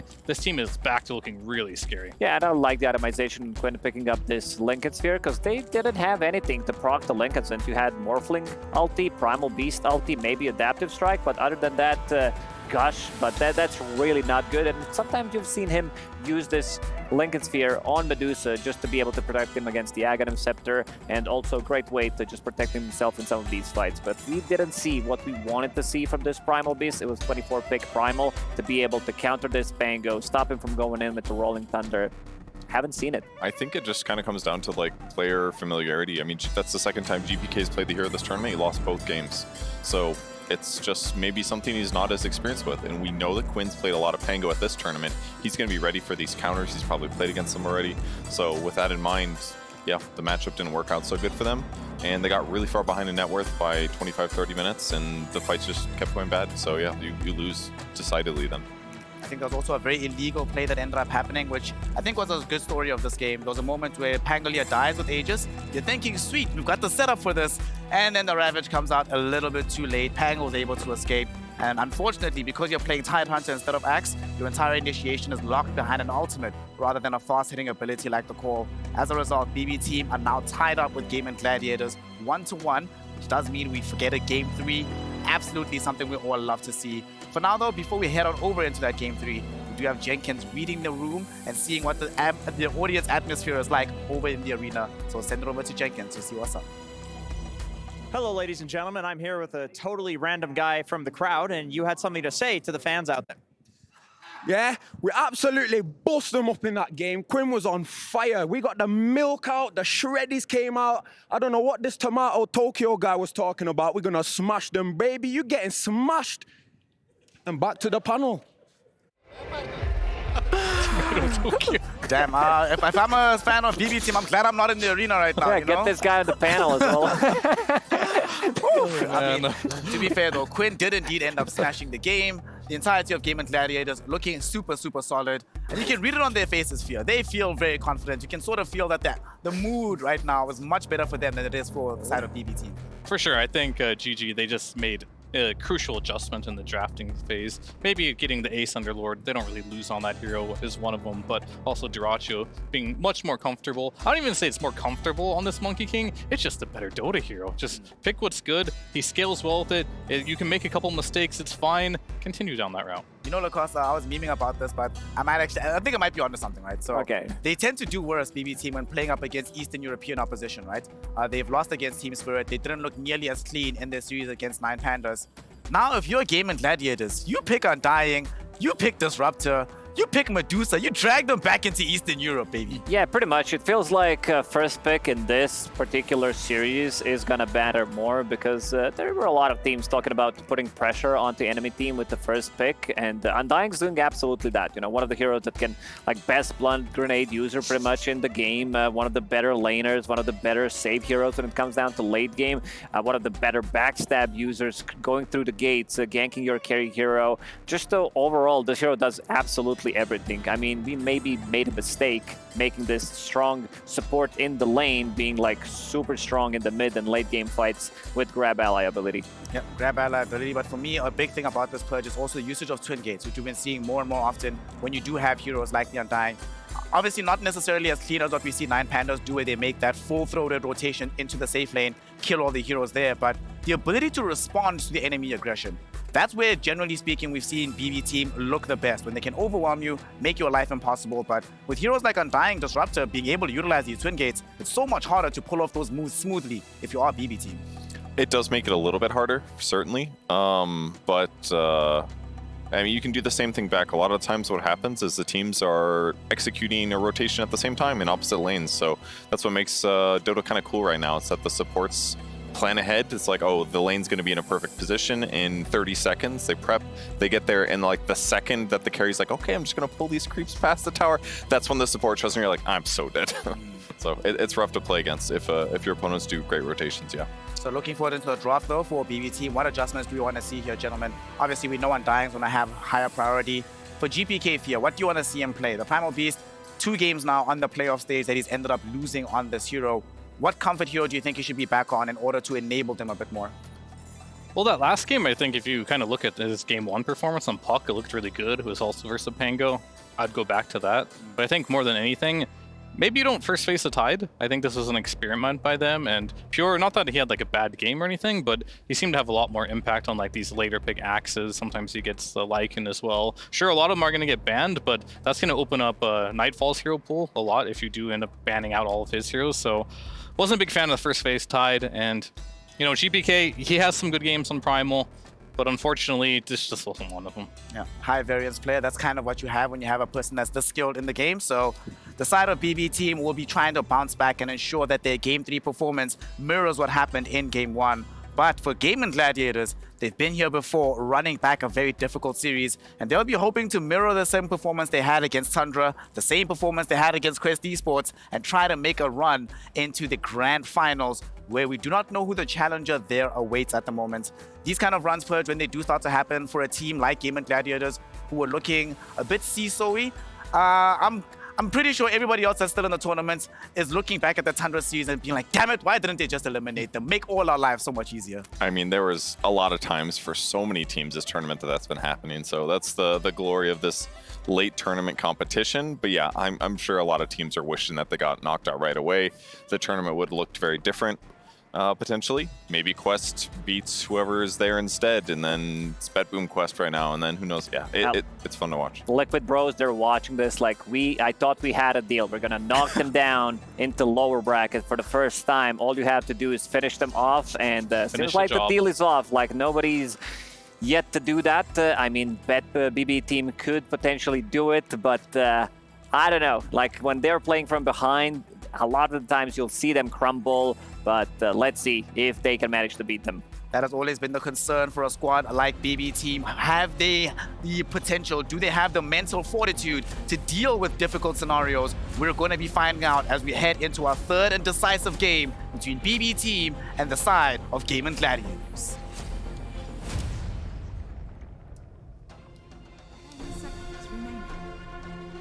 Here we go.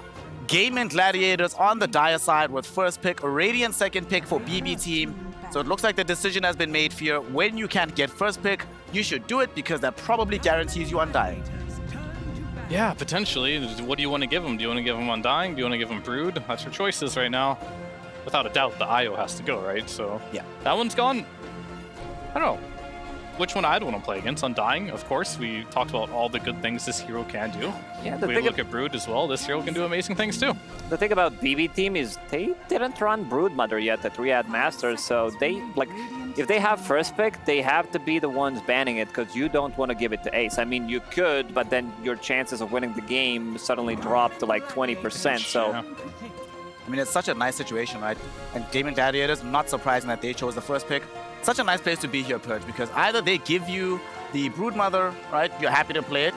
They ban Undying, you're like, cool, pick Brood. If they ban Brood, you pick Undying. And if they ban neither, you can actually leave the Broodmother in the pool because they don't play it. Yeah, that's a great point. In almost all three of those scenarios, they have the upper hand. And this is the issue if one team doesn't play all the best heroes of the tournament. This gets exploited at some stage in a draft like this, and this could be what determines the series.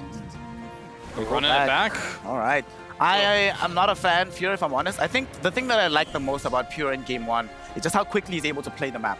consistently always in the enemy team's face. Tidehunter, not necessarily the hero I think of that's able to accomplish that. More of an anchor rather than a forward-setting hero. I'll try to salvage this as this is one of my post-game points of what I thought they shouldn't do. But what it can do in this game is it does give him decent laning stage. We saw in the last game, the Tide didn't have the best laning stage, but you have the capabilities of getting kills in lane. It does enable saves hero pool. And I don't think you want to pick like an Axe or a Legion into an Undying here. So they're really just playing around Pure's hero pool. And what this means more than anything for bbteam is that they're just confident they made mistakes somewhere down the road that they can just easily fix, as we're going to see pretty much a repeat of the last draft here. Yeah, pretty much, but this is first phase Medusa, so they're going to spend all their bans to protect Medusa. Pick in the first phase, this is going to be the lane. They already know what they're playing into. Techie's Tide into Medusa. Undying, same thing from the previous game, and Anti-Mage is gone, so they're making the adjustments. You need to ban out this Underlord. It's just like they didn't lose so far at Riyadh Masters. It has to go.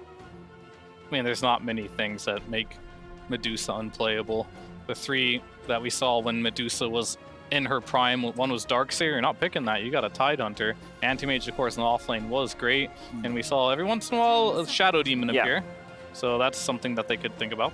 Sadly, Pure does not play Darkseer whatsoever, so that's not necessarily an option for them. And at this tournament, it has been a bit iffy when we've seen teams whip out a hero that they've deployed for the first time. Generally, those squads tend to lose purge. Yeah, that's true. You don't usually want to switch it up too chaotically these days in Dota because most players just have stuff mostly figured out. But it can be fun for some surprise thing last pick, but yeah. I mean, just pick some carry that's good and buy a freaking Diffusal Blade, and that goes like half the way. We saw 9 Pandas earlier today. They actually picked Invoker against Medusa, possibly for Mana Burn. It didn't really matter that game, but I think now it shows that BB being one of the teams that has lowest hero pool here, it's really showing because Shadow Demon has not been picked, Nether has been Darkseer. So far, no Pango from GPK, Diffusal Blade carrier against Medusa. I mean, it's very exploitable. One of the reasons why Gaimin Gladiators, they're banning all these different heroes. Like, they don't necessarily need to ban counters for Medusa if the enemy team is not going to pick it anyway.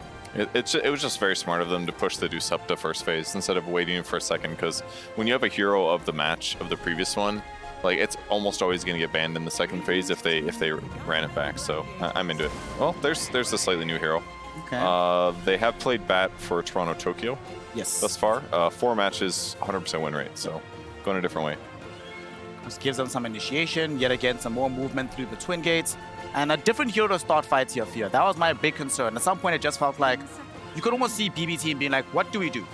Like, how do we actually make a play happen, force them to play on our terms, especially because GPK wasn't necessarily connecting with a lot of his moves. Now you don't have to have your mid player jumping in, maybe missing a BKB spell. You have a fallback layer of this Batrider. Sure, it's always nice to have 2 forms of initiation, especially if one of them is the support, which is a lower net worth version, so if it doesn't really work out, at least it can be some type of bait. If it fails, you know, they all clump on the bat, they kill him, now the Ravage can come afterwards, so always an option here. Very curious to see if Gaimin Gladiators here will take the Pango yet again, as that is the hero that is pretty good versus Medusa as well. It does buy the Diffusal Blade. But they're going to go straight into Darkseer, very potent hero right now. Yeah, let's see what they're going to pair it up with. Lion has been very common pairing, which shuts down some of the heroes that GPK likes to play. And I don't know, I mean, they can also get Disruptor for the Wombo combo. It's been super popular in the Eastern European region for a long time.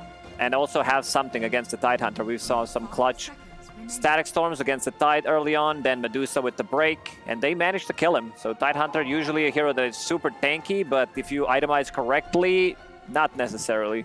What I also love about this Darkseer here, Purge, is that now, if I'm on the side of bbteam, if I was thinking about PL, if I was thinking about Terrorblade, any of these illusion heroes against this Medusa, that is completely out of the window now with the Darkseer involved. Yeah, the Darkseer is great against those heroes for sure. It's one of the offlaners that kind of hard counters a lot of carries that's sometimes difficult to draft for. So it's fantastic. It's tanky. It's going to farm no matter what. It's going to buy defensive items, and it's going to fit a similar playstyle to what Underlord brings to the table. And they go for Disruptor again. So 2 times in a row here. Nice. Lots and lots of team fights. Where's Faith Beyond at? If Faith Beyond was here, he would be just jumping for joy at the moment, seeing all the team fight that GG have on offer. If I'm on the side of bbteam, Go for the Juggernaut. I'm glad they've done this here because we saw in the previous series of Nine Pandas when they were playing in the lower bracket, there was a perfect opportunity for Juggernaut. They didn't go for it. They still ended up winning the game, but it was harder than it should have been. I think Juggernaut can really help them out right now on the side of BB. Yeah, it's pretty good. I mean, you're versus the Darkseer, which is a nice lane matchup. You can always use that spin to get out of trouble if they start diving, or you can just clear the waves out. Another thing you have is they want to play for the late game. That's gonna pretty obvious tell here, as Juggernaut is pretty good versus Medusa, because when you do get that Blade Dance lifesteal talent, it doesn't really matter if you're hitting the Medusa not doing damage. It is applied before reductions, so you can always get those heals off and kind of stand toe-to-toe against Medusa in the later stages of the game. Yeah, with the recent changes to how like BKB works, spell immunity now called differently, magic debuff immunity against Disruptor, like Juggernaut is not that good. Like you're spinning and then he uses Glimpse on you. It's like you have like a second left on the spin and you're still gonna get pulled back. So I like this interaction a lot in this matchup. They are really lacking disables on the Gladiator side though. That's the biggest thing their draft is missing. So them getting pick-offs outside of Glimpse is going to be a bit tough. It's going to be much more dependent on their mid. Storm maybe would be a good way to start fights for them. We're going to see 4 of the best mid heroes getting banned here, as both teams still need a mid laner. Fang goes out, Ember's out. Wind Ranger probably taken, Storm probably taken. Wind Ranger is pretty good for both teams actually, versus the Juggernaut and the Medusa. Is this like a rare time where it's good to be first pick here, that you have to pick your hero first? Get the best one? Yeah, I think so. When you're in this type of situation, I think the mid hero, so the biggest hero pool right now, I believe, is technically the carry, but you have to have the overall last pick of the game. For far as mids, probably the second biggest hero pool of all the roles right now. So they both want a similar type of hero in this game. But I think you have a little more flexibility for BB team on what you want to pick mid here. Because Tide plus Bat, they can kind of cover your blink initiations and your team fight. Kind of have everything there, whereas Darkseer probably wants more than just Disruptor as a catch, especially when you have a Medusa and Undying. So I think for Gaimin Gladiators, Quinn is going to be a bit more on the end of needing to make a bit of a playmaker, but he's no stranger to that. That's his favorite play style. So he's just going to pick what's the left of the bunch here. Yeah, I mean, they could go with even Dragon Knight, I feel, because I think Storm's going to get contested. Like, these are the 2 big heroes that I'm seeing right now. Because you might just, like, preemptively counter Storm. If, like, you want to pick Storm into Dragon Knight, into Disruptor, I think you might lean towards something more that scales better, because this is the 3rd game of a best-of-3 elimination game. Quinn's picking Storm for sure, I think. Oh, Leshrac. Rainbow Pony. Okay. That one is interesting. Interestingly enough, they were the ones that debuted the strategy of running Leshrac prior to this tournament. However, this is going to be his first time running it at the Riyadh Masters here, Purge. So what do you make of it? Does it provide them with the additional amount of catch that you wanted from this draft? I mean, you can go this like Yule's build to set things up for your team. It definitely does a lot of damage as well.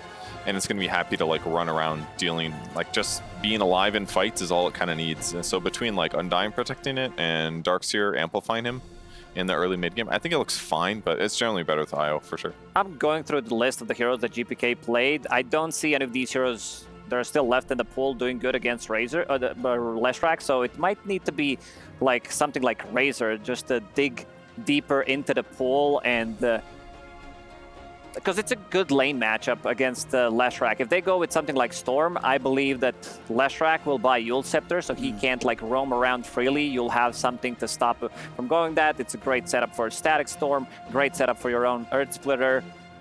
Not an easy pick for BB team. Yeah, I definitely think they need to get a little creative here. Yeah. Of days of old, we would pick Sniper here, but are we going to be that creative right now? Or are we going to just stick within the mold that is the meta right now of picking around the same 10 mid heroes, I want to say, almost every single game? If he's a sniper, I feel like he gets like glimpsed every fight. It's like you run at him, he runs away, you glimpse him back, he dies. He has a really good front line. You have Juggernaut, Tidehunter to protect you, Batrider as well. I mean, like before Fear said it, I'm like, and they don't have anything to jump the backlines with. Until Leshrac gets a Blink Dagger, but this is like further down the line. I mean, Tide can protect it too. I think you want to... The name of the game is Scale right now for both teams. And I think if you want to have the scale, that's where my head is at right now, of like something like a sniper. It doesn't have to be exactly that, but it does look like a good game. You got these two tanky, slow cores, but they're just going to go straight for the Storm. And from what I've heard from a lot of teams, the Storm was really good for Celestrak. Then Leshrax just had a light bulb go off. What if I buy Yules? Yeah. Now all of a sudden, I'm good against you. So they took a lot of time. They stayed within the mold. They've been doing that the whole tournament, and it's been working pretty well for them. Will it work here? We're gonna I'm gonna find say no. out. You're gonna say no? Yeah, All right. Yeah, I think Gaimin Gladiators, they got the draft that they wanted in this one. A lot of team fight. You have Darkseer anti-carry, good against Juggernaut later on once you pick up the items. Medusa as well, a lot of saves. You have another good combo. Vacuum Wall into Static Storm. We saw Tofu in the previous game getting Blink Dagger, Aghanim Scepter, so that's always going to be potent. I'm not a big fan of Tidehunter in this one. bbteam, it seems like how tournament progressed, they got figured out more and more. Like, you know that the hero pool is limited, and it's now showing, especially in this game 3. Yeah. You have the hard job contrasted. Tell me how they win with this draft from bbteam with this undefeated Storm Spirit in their hands. I don't really know if I know the answer to that. I'd rather talk about how that Gaimin Gladiators just has a great 4-man lineup. Like, Dusa can go off and farm, and they're going to have Leshrac to frontline and hit towers and be backed up by their other heroes that are ready to party right at the start of the game. So I guess the counter to that would be GPK rotates well, kills the supports effectively, and then when they do those group and pushes, then they can take a group fight with Ravages and Storm jumping in and picking heroes off. This doesn't bode well for the side here of bbteam, given what my panel is saying, given how high stakes this game is. Remember, $500,000 goes to the team whichever wins this one single game of Dota 2. It is also going to be a road towards the grand finals, as winning this puts you in the top 4 of the Riyadh Masters, the most prestigious tournament of 2023 by far at this moment in time. bbteam, of course, trying to make sure that they can get the run back deeper into the tournament, get revenge for the loss they suffered in the upper bracket. But Gaimin Gladiators, they are on the come up, they are on the rise, they are making their lower bracket run. The dream of a golden year is still available for them, where they win every single tournament. We're going to find out what's going to be happening here, as we have the beasts from the east of bbteam versus the gladiators of Game Inside. Let us enter the Colosseum of Dota 2, and to do so, we have our conductors of chaos. It's Sunsman and Kezu. Take it away, boys. Thank you very much, Snare. We have... Well, I I'm was just going to do looking the at exact same intro that I did game 1, but I remembered that I did it game 1, so... Beginning of game number 3, one of these teams is going home after this. The other team will stay alive. I thought that these two teams might be the ones that would make it to the grand finals, but instead they meet in the lower bracket. And now it's turned into a sudden best of 1. What do you think of these lineups, big boy? Both teams have, honestly, just very good lineups for themselves. I do think that the Quinn now Leshrac, the Disco Pony, is a very feared hero-player combination, just like his Pango from the last 2 games. I do think that Nightfall on the Jug has had some very good performances, and I like the switch up of Toronto Tokyo. I feel like after losing that last game, he's like, okay guys, I'm going to make it easier for you. I'm going to play a somewhat initiator later on, where I can do more, and at this mid-game, we're going to have a lot of team fighting going on. But Pure, playing as Tidehunter, didn't have the greatest of games last time around. I mean, it is a hero that can farm really well, but it also doesn't feel like one of those assassinator types that we like to see him play. The battle begins. It's also against the Undying again, which I feel like this hero is just dominating. Like, all the lanes, the mid-games, the saves with the team fights too, so I wonder, like, maybe that's like one of the adjustments where the Bad Rider can drag the hero in a bit more to make it easier to fight away from the tomb, have like your own kind of setup for the fight. Not sure if that's what they're going for, but I feel like both teams just have some banger drafts. Yep, a lot of meta heroes for sure. The Juggernaut hasn't, I mean, it's been picked a decent amount, but not to the point of like your Medusa or a Morphling or whatever the case may be. And the Cypher Gaimin, they have the Medusa, of course, and the Lesh mid is the, I don't want to call it odd man out, but it is the least picked probably of that lineup. It's Ace taking a full spin, opting to just right-click Nightfall in the process. What is the kill potential in this lane? I mean, it's sticky Napalm with Blade Fury. It's not the craziest. Pulse 5 Bad Rider, I would say, is pretty weak in this lane. Like, if you ever just get Surge on Ace, you can just walk off any of the pressure. With Vacuum later, you can even man up, so Would expect Ace to have a pretty good time down here. Toronto Tokyo, though, did get to squeeze in 3 denies in the first wave, which is very crucial against these Darkseer lanes. Not too shabby at all. GPK is going to find his way in the mid lane again. This time as the Storm Spirit Quinn, as we talked about the Lesh. And he's had some really good Lesh performances. Yeah. I've seen him win this lane, I think, quite many times. And if that is the case, there's definitely a chance for Tofu to maybe swing by mid. You get some quick glimpse play with Quinn potentially hitting level 6 earlier than GPK, so something that GPK is going to have to watch out for. We'll see if Quinn can get every single power rune again. Probably. That certainly helped. Initial one usually being RG. Oh, there's the tombstone, level 2 timing. Pure takes the blood grenade and gets off the stick, but he will fall. And first blood to Daracha. That is probably the last hero that you want to see that on is Quinn. In a 1v1 battle with GPK, the Split Earth will hit. He's going to have to try to walk away, though, as he's taking a ton of damage. Forced to use the Fairy Fire. Quinn's got the Couple bottle. misses on the high ground from GPK.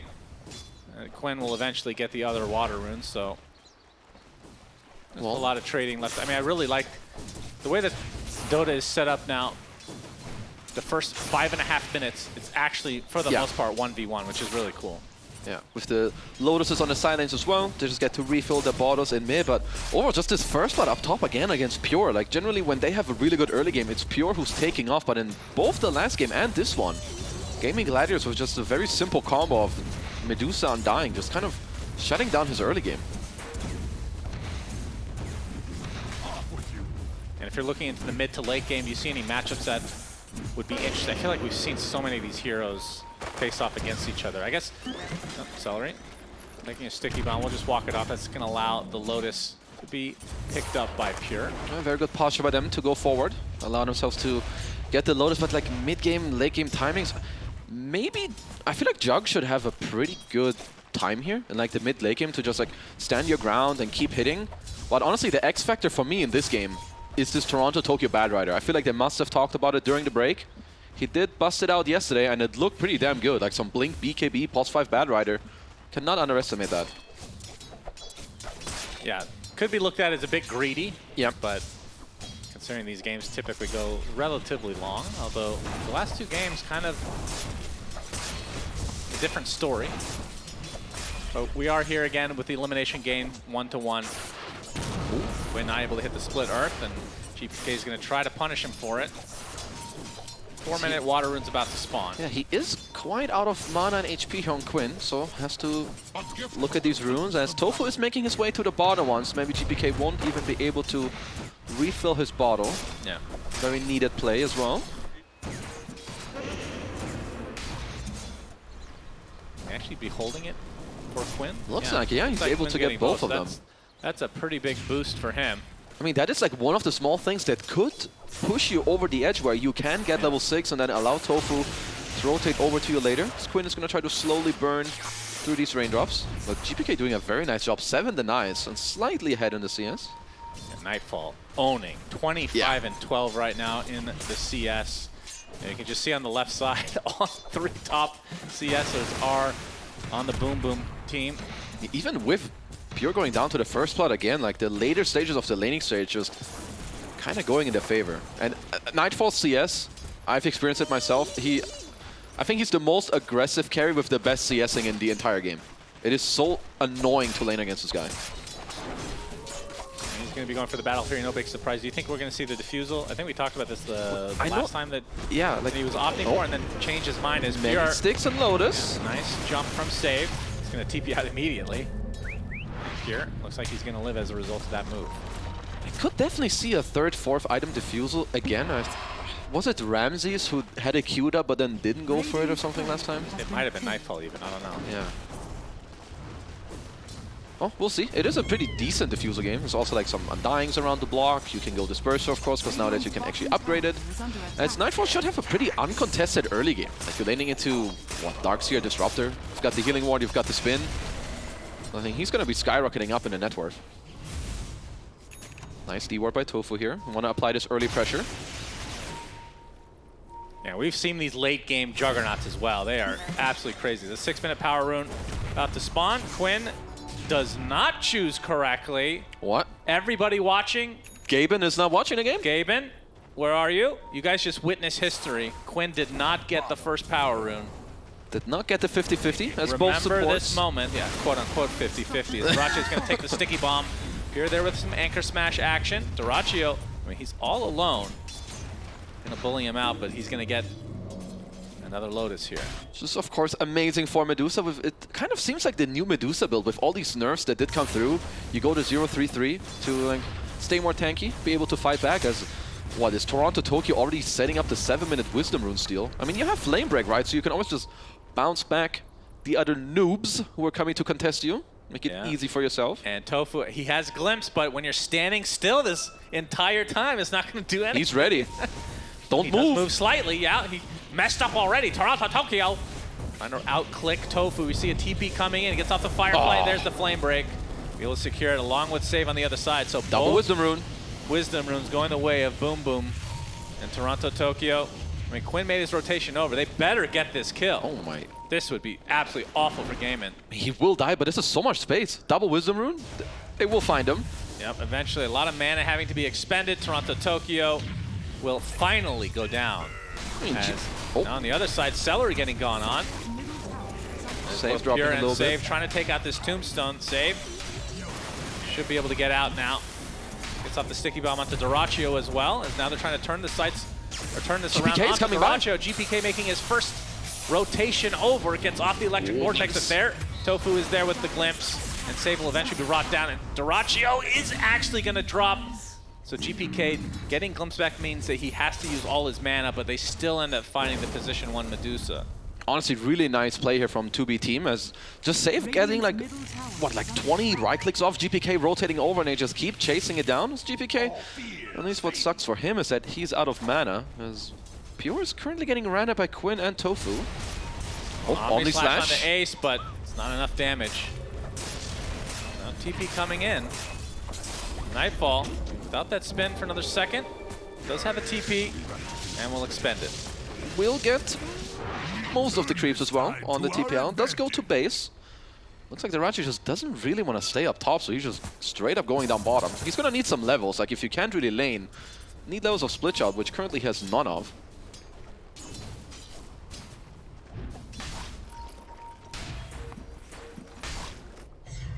Let's see Tofu now. Quinn.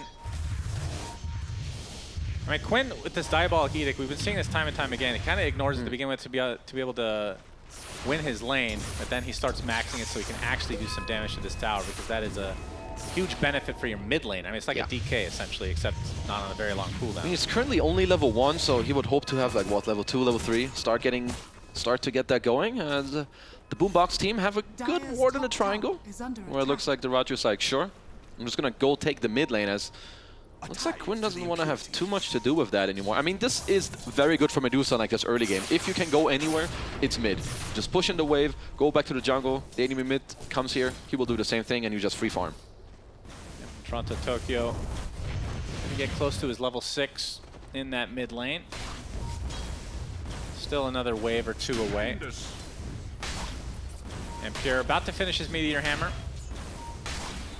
If you watched last game, we don't need to have that discussion again. Yep, can skip straight through that one. It's Gaimin bringing the train to middle. GPK looking for the initiation, finds the electric vortex onto Quinn at half mana, but Celery's there with the tombstone onto the high ground. Nice glimpse onto Toronto Tokyo on the other side. Pure with the Ravage and barely clips the 2, and Quinn is the big pickup for Boom Boom. They will lose Toronto Tokyo to Celery, but the fleshy man. Very nice for Boom Boom is Pure. He'll be able to walk this off for the most part. Stuck inside that kinetic field. Meteor Hammer forcing everybody back. Gets off the gush and getting slow perpetually. Celery hasted up. Another glimpse coming out, and Pure looks to finally be going down. Big boss Celery with the haster and the flesh golem will get some return kills, but getting Quinn's game slowed down is very important here, because it's not the same as a Pango where you're just very elusive, unless you need to try and stay very tanky throughout the game. So any of these early deaths can definitely set him back. Dyrachio working on the Manta style on Nightfall, still trying to finish up that Battle Fury. Going to be about a 12-13 minute Battle Fury, so very, very good. Probably one of the fastest that we may have seen, because this definitely looks like a 12-minute Fury. Said it before, but I don't really see the Nightfall man being contested whatsoever. And not the earliest auras coming out from Ace, as he is struggling in this early game. We've been saying that a lot. We've said that every game this series. And I think the last series too. Yeah. Well, he's very good at recovering, and they'll need these auras. But I must say that I feel like Nightfall is just putting on a pretty big laning show here. 27 denies free CS and now pressuring the tower as Ace is recovering on the Ancients, but...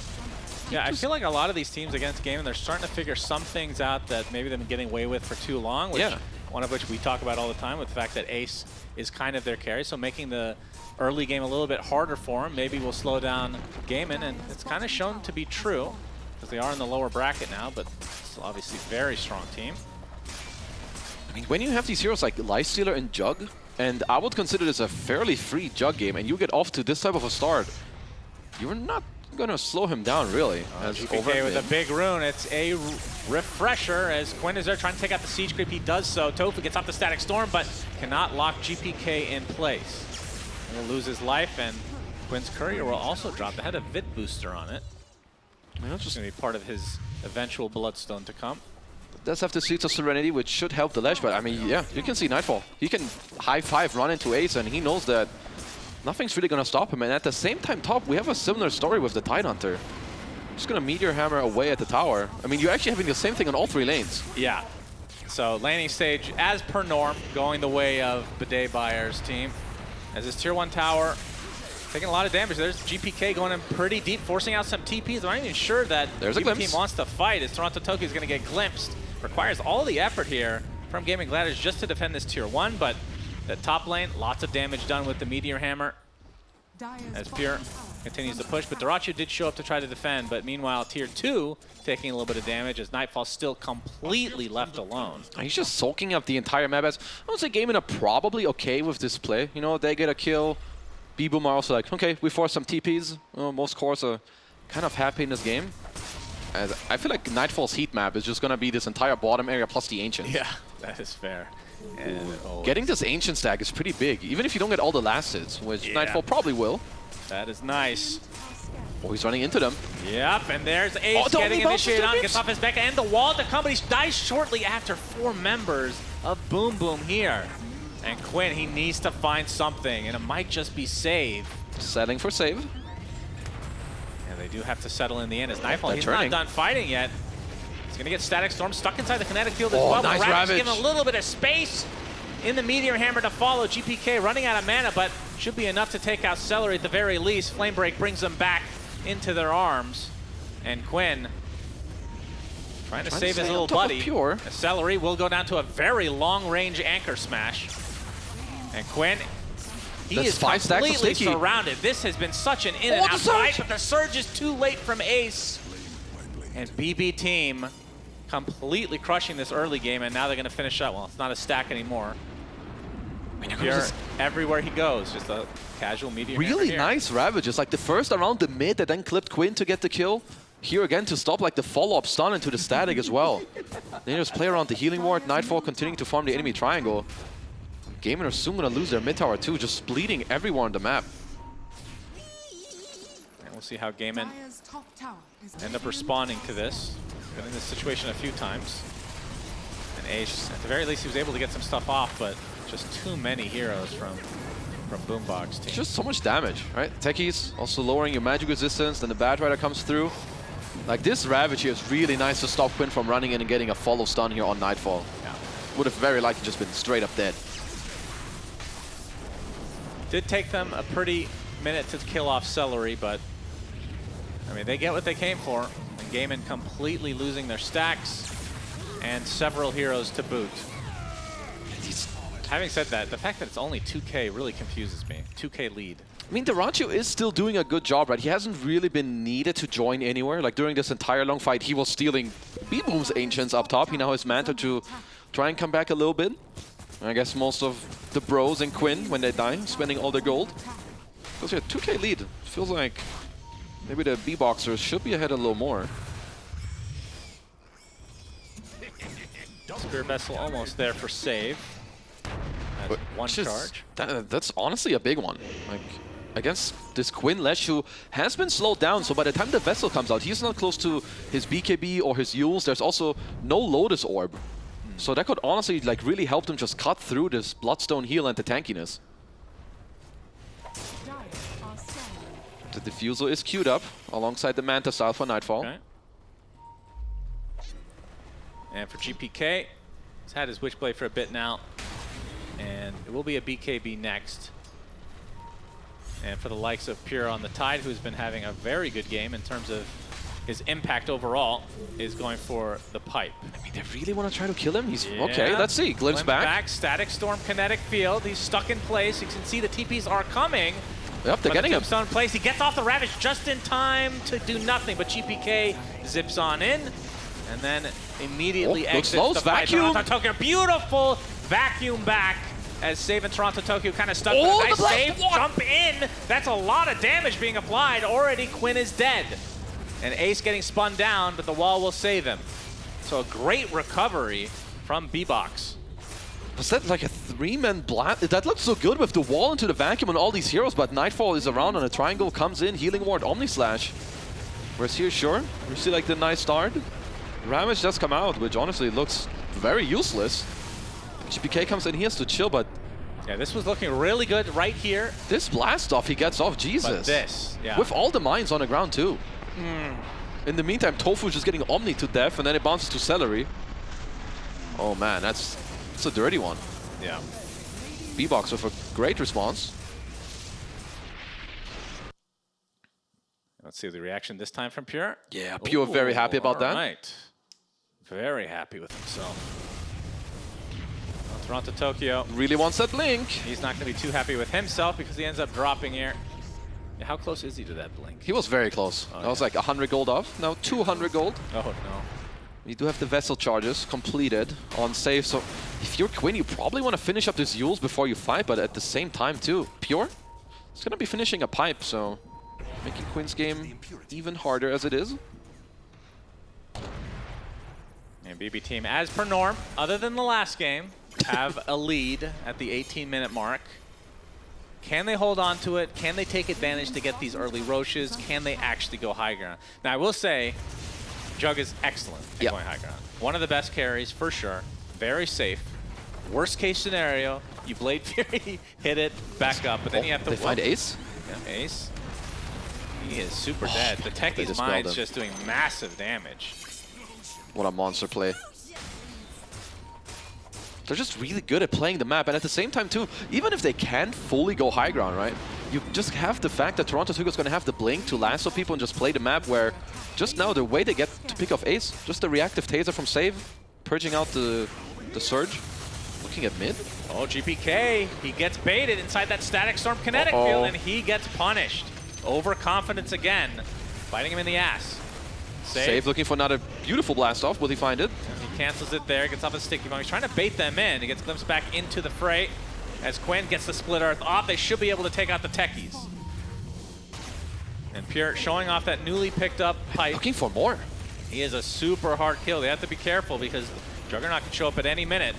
And Celery giving that Flesh Golem buff on top of Pure, or the debuff, I should say. Nightfall is coming close. Yep, he's got his Manta Side ready to go as well. Another glimpse, but Pure comes out with the Ravage. It's only on to one as Dyrachyo pops his Stone Gate. On the other side, Nightfall coming in. There's a bunch of creepsters, so you have to be a bit careful. But you can see the initiation, the lasso finds Dyrachyo super low on mana. Pure and Toronto Tokyo, they're the ones taking massive damage. It's Quinn with that Pulse Nova completely destroying everybody. Okay, GPK's back. GPK, he gets instantly Yuled into the Split Earth. Do they have the actual control for him? No, he has to zip out, but he gets glimpsed back right into their arms again and has to use most of his mana to get away. Pure, who's been here seemingly for 20 minutes, will finally die.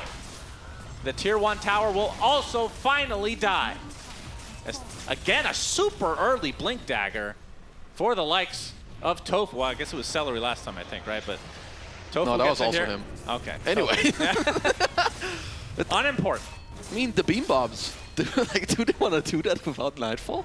I think he was, I'm pretty sure they showed us that he didn't have a TP ready. I don't know if he canceled it or if he just didn't have one ready. Or like even on his hero, but GPK gets punished, goes in too deep, and Gaimin, they just turn it into way more on the map. Like, there's more than 5k gold between Jug and the next most important hero in your lineup, and he's the one that was not able to connect. Yeah, Which, that's very true. like, isn't necessarily his fault, because he took the tier 2 top. Maybe he should have a TP, but GPK just way overplaying. I mean, Pure, I can't even imagine how much damage he's taken this game. A lot. Feels like he has tanked a lot of damage, but you know, Boom Boom Team not able to really take advantage of that. At least not yet. They're going to smoke up, as we can see the net worth now even on both sides. It's gonna be on the Toronto-Tokyo Bad Rider here with the Blink. So with Pure's build, right, you're gonna give your team more survivability. You sped up the game with the Meteor, then you went Pipe, so his Blink is gonna be way off. Duraccio, all on Toronto he here. just picked up his Scotty. So he's going to be a Oh, lot they see him. tankier now. They do. Toronto-Tokyo, can he find the right one? Actually, the Stone Case comes off first. Great reaction from Duraccio, and down goes Toronto. This guy's... Oh, they find the glimpse on too! the save as well, so this should be 2 supports for Gaimin to claim. Save not going out without a fight. He's going to get slowed down by the... No. Ace actually might have to reevaluate things as Nightfall shows up inside the wall. Has to spin out the Static Storm a little bit too late. Will be TPing out. Should be fine. Ooh. They were looking for the glimpse there, I think, or something. Oh, that's Either way, I feel like there's no more Arteezy Manta, so it's got to be the Duraccio Manta at this point. His reaction time on the Manta into the Stone Gaze, I think 99% of all of the carry players, they're just dead there. Because they get lassoed into the Jug, just clicking them to death. This game and bring it back in this game. Yeah, look at that. Duraccio overtaking Nightfall in net worth temporarily. They're basically the same now. Nightfall's had to show up for a couple fights, and that last one didn't work out, so ends up hurting his overall worth a bit. And this is when we start talking about the old Roshan. Mr. Roche. So you have Jug, of course. You've got the Healing Ward and a lot of good damage. I wonder if Gaimin want to be contesting this. Because, sure, at least for double B team, you don't take damage, but you know, it's not necessarily the super fastest Roche here. Gaimin are picking up themselves. Yeah, it's going to be too late. At this point, it's just too late. They smoke up, so they're actually not going to just take advantage of the free farm. But we have seen teams fight into Aegis like this because they're kind of stuck on the corner of the map, but they have enough time to disperse a bit. Nightfall's teeping out, so if they can find a fight here, he cannot be here. Yeah. Tofu finds Toronto-Tokyo. That's one catch. Yep. Kinetic Field holds him in place. Quinn should be able to set up an easy pick-off.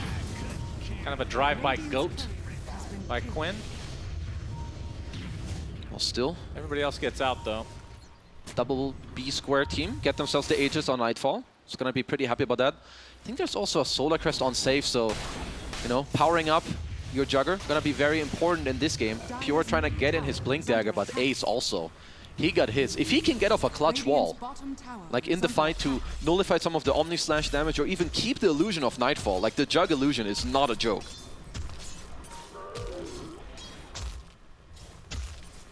Ace has his pipe, he's got his mech. And working towards a Lotus Orb now. Also very good, especially against these Radiant heroes. Bad Rider, Jugger, some of the best Lotus heroes in the game. A lot of Philly Stones in this game for Of course. Only on the Beanbags team. Got 2 of them on their supports. As we have a Torming time. Oh, God. Well, that is a horrible shard. Toronto-Tokyo's I don't want to be worth 1,400 more gold. That's yeah, you would worse honestly for me. rather not have it, like just straight up. Yeah. You never know. Might transition into a right clicker. In 40 minutes time, he might.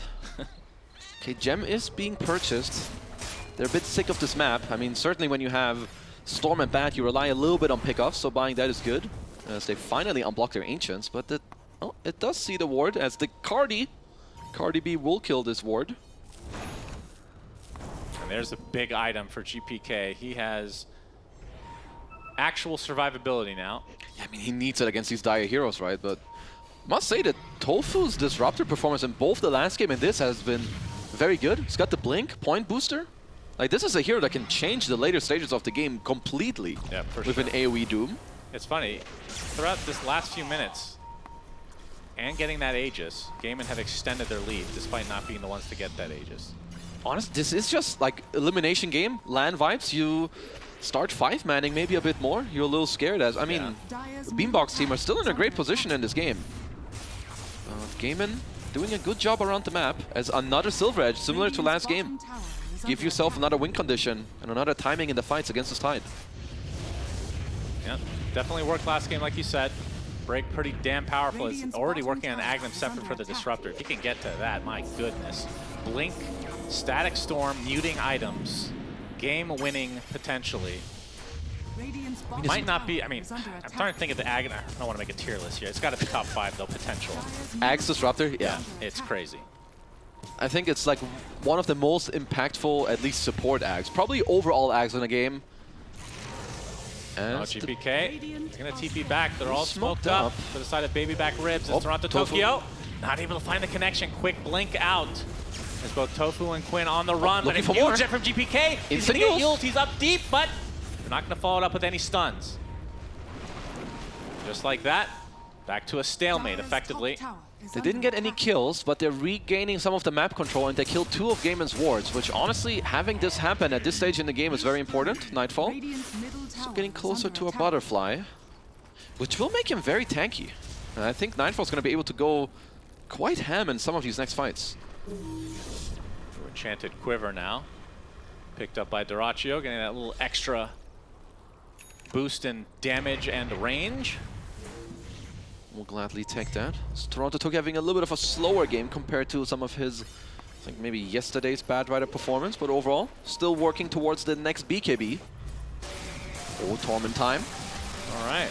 Will it be the grabby? Grab ally or Disruptor? Grab ally. They get it! That's a big one. I mean, you still can try to drag them away from the tomb with the lasso, so... Wait, how does that work?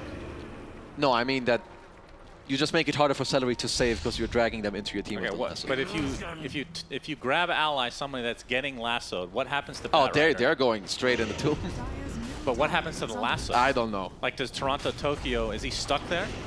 Because there's some weird interaction depending on the spell. I actually feel like it will keep... So the guy will be in the tombstone, and you will hear the lasso, but he will just walk away with no one. Okay. That's what I think will happen. Well, you're about to find out soon. Yeah, we will find out soon.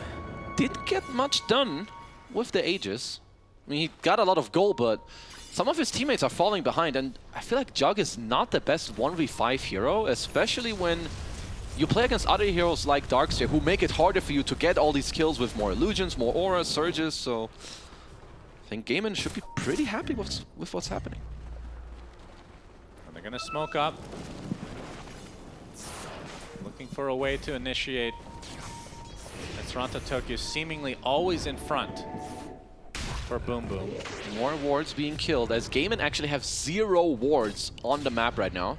I don't know if they're holding anymore. Looks like they did just get 1 place out. So this is the only ward that they're going to have for a while. They may want to be protecting it more heavily. Quinn. All right, they're going to get a little bit of vision here. A glimpse into the Yule Split Earth. The save. He's actually so much tankier than he looks. He's not getting out, is he? Dyrachyo going to slow him. Get that Scotty, and that is enough.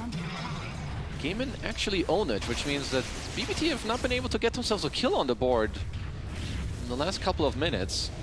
It's Pure going for the same item build as last game, slowly trying to work on a Halberd to work through and against the Silver Edge.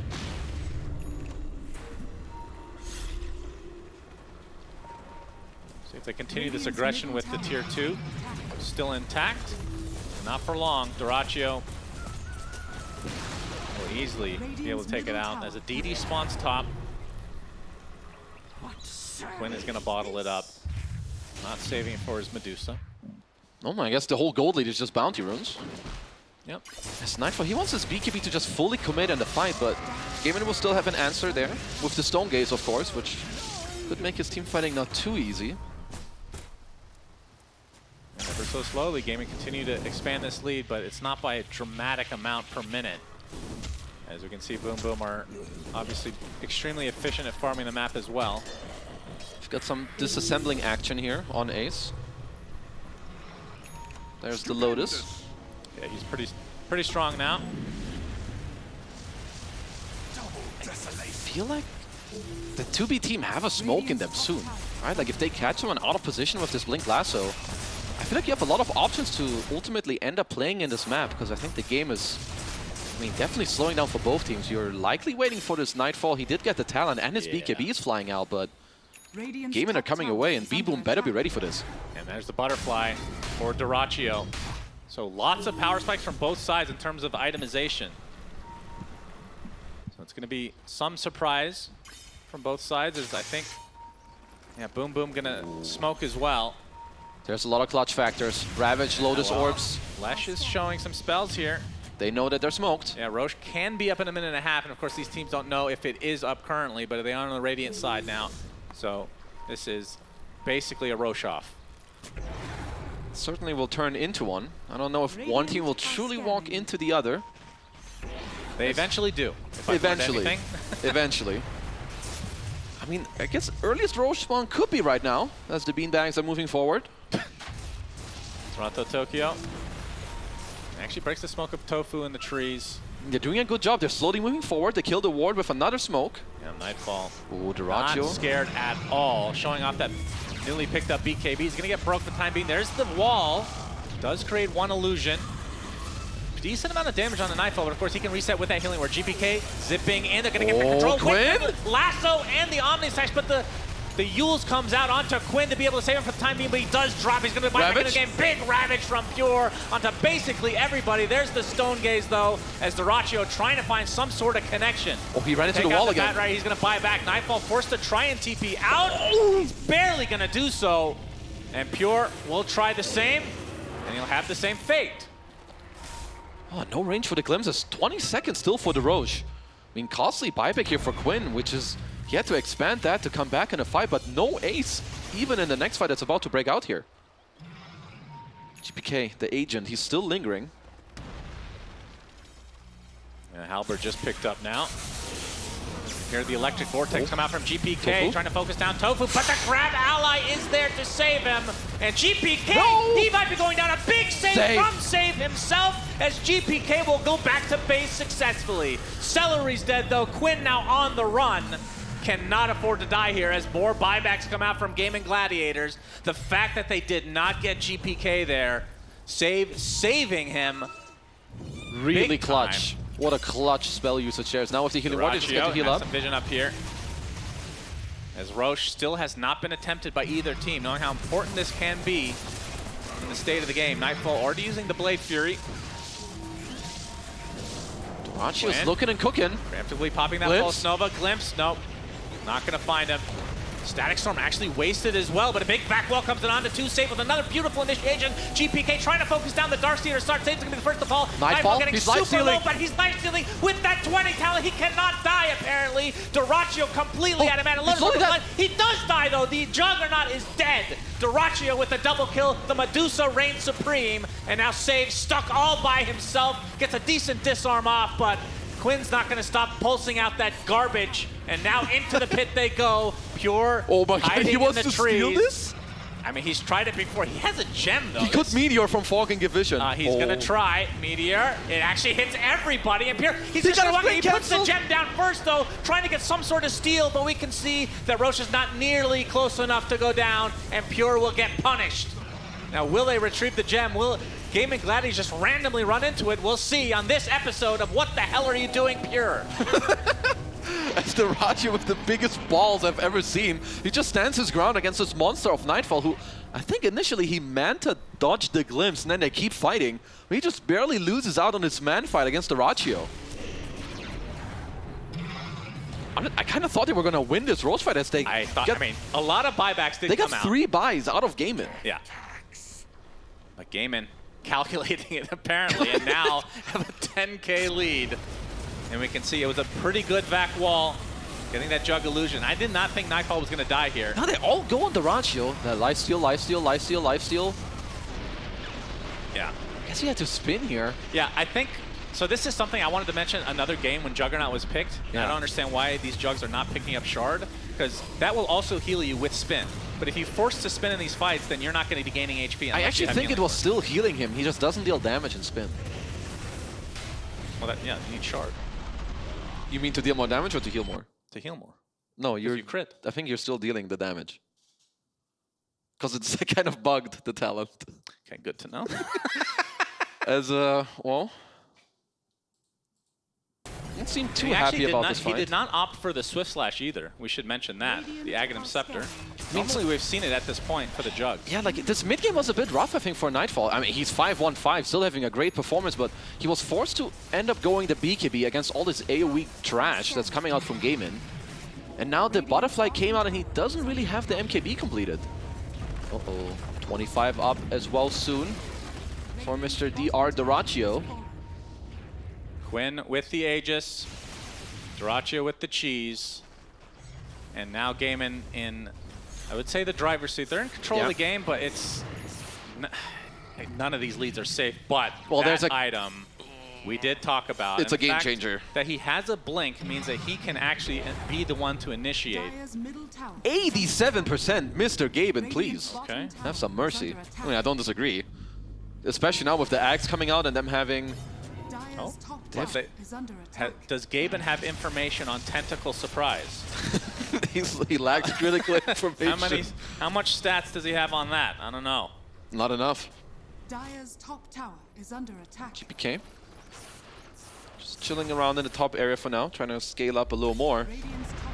Yes, yeah, I think Nightfall's got a little bit of a slot problem. He wants both MKB and Ags. Continuing through on this game as he has... Yeah, just wait for third row. She'll definitely be there.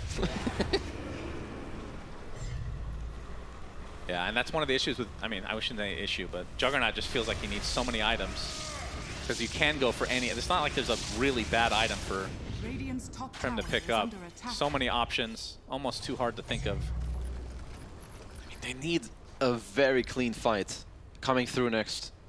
As I mean, Pure's game has definitely slowed down a bit. There is the BKB on Toronto. Toronto. Yep, yeah, that's right. That can be a difference maker, that is for sure. This game are trying to slowly posture up aggressively with an aggressive base ward. Yeah, but the beauty of having Lesh is this is what you can do, and Medusa as well. They kind of have the same thing. I mean, who can hit this ward? If you go too close, you could... Like, there's a chance for you to get broken into, like, some static storm.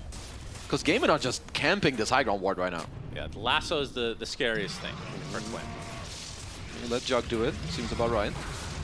What? Oh, nice Hex onto the Bat Rider. Split Earth is available as Quinn. Not going to be able to get out because Toronto Tokyo has the BKB, trying to bring Quinn back into his base. The grab ally not in range. So that is the Aegis as Doraccio forced to use the Stone Gaze. But the big backline has Static Storm on the two heroes. Both are dead without buyback. And just like that, it's a 5v3 situation for Gaimin Gladiators. Ace coming in clutch with a huge back wall with Tofu's Aghanim Scepter. Pure absolute carnage from Gaimin Gladiators. He was about to just ravage everyone in that fight. They're just gonna go for the throne. Tier 4 tower starting to drop. Uh-oh. They have one fortification. Can Boom Boom Squad actually hold this? That's the fortification coming out. I mean, no more to work with. And this is against Doraccio. Medusa basically impossible to kill. And Quinn with his Diabolic Edict. I mean, last was up in 2, but GPK, he's in the base and he's not moving. He's TPing to the other side, trying to go from the reverse tactic, trying to kill the creeps, but both tier 4 towers are down, and now Gaimin Gladiators focusing on the Ancient. They kill the Mine. Save comes in with a beautiful initiation. This is a last-ditch effort for the side of Boom Boom. They're losing heroes left, right, and center. The Ancient completely exposed. Gaimin Gladiators are actually going to stay alive unless the creeps stop spawning, and it looks like they're going to take game number 3. Unbelievable again from Gaimin Gladiators. They get the best of Boom Boom for the 20th time in a row. Quinn is super excited. So am I. My goodness. How do they keep getting out with some of these games? There's just the most insane late games with some of these spell combos. Tofu coming in hot with the Axe, the Vac from Ace as well to get them all in there. So just some outperforming in the last 15 to 20 minutes. Honestly, I thought Beyond Base still had it in them, but Gaimin, they're just, I don't know, just make it happen. Yeah, BB team can see their frustration. They're lost for words. They have lost so many close games and so many games in this tournament that you feel like they should have won. But that's part of being the bottom bracket team now, is any potential series loss means you are out of the tournament, and that's exactly the case for them. But Gaimin Gladiators keeping their story alive They've been in every grand finals of this entire calendar year, but it's never been through the lower bracket, It's and right insane. now they are rampaging through it. I feel like bbteam, they're gonna be kicking themselves for this mid-game fight where Gaimin just came back, where Nightfall was not able to connect to the fight there and just kind of fully come back. Yeah, unreal performance. Honestly, from both sides, bbteam have played so well throughout this tournament. Just crucial mistakes at crucial times, really. But Gaimin Gladiators, man. Quinn absolutely owning today. And we talked about the importance of Ace. Yep. The other teams have been scouting them, like we talked about. They've been focusing on his laning stage to make sure they take him out of the game early. But he comes in clutch at the end with that vac wall. The fact that these supports are getting crazy items that can actually turn the fight. Just brilliant performance overall. I mean, that just shows you some of the best players. It doesn't matter if they have a bad early game, bad laning stage, they will come in clutch later. The Racha with some of these Manta, Stonegate's timings as well to like just keep pushing his team forward with some bomb-ass Medusa performance as, yeah, Mr. Team Blockbuster go out again. And I mean, still a good performance, you know, top 6. Yeah, Nothing to really be I too know sad they're going to about. be disappointed, but yeah, this is still terrific placement for such a high prize pool tournament. I mean, Bagel Biting team and Big Burger team, they should still be happy with their performance overall. But of course, it doesn't feel good to lose to the same team every single time. They did it at Dream League. They do it here. And even when you're, especially when you're ahead in all these games, like it's got to be so frustrating to lose. But you know, you have all these young players might still need more of experience. Maybe they need these losses to really like move forward. But yeah, they created this sure. internal callus that they can turn against Gaimin Gladiators eventually. I mean, there's TI still for them. Yep. But I mean, Gaimin Gladiators made them really feel like a beanbag team. God damn it! I almost got through it without laughing. We will have to say goodbye to double X square with bbteam. All right, let's go to Tsunami and company with an interview. Thank you very much. I'm joined with Quinn of Gaimin Gladiators, where I need to check one thing real quick. Let me. It's real. It's real. No, I think you got some plot armor, dude. I don't know how you keep pulling this off. You are near the brink of elimination time and time again, which is something we've never seen your team in all year. And yet here, even one series away, one game away, you're still pulling out the dubs. Yeah, I'm really happy. I'm really proud of my team. I think we pulled it together really well after a pretty rough start to the tournament for us. And I'm just really proud of everyone for putting in work and bringing really good like vibes and effort. And I don't know, honestly, we're just, you know, I don't hear no bell. We're scraping things together one at a time.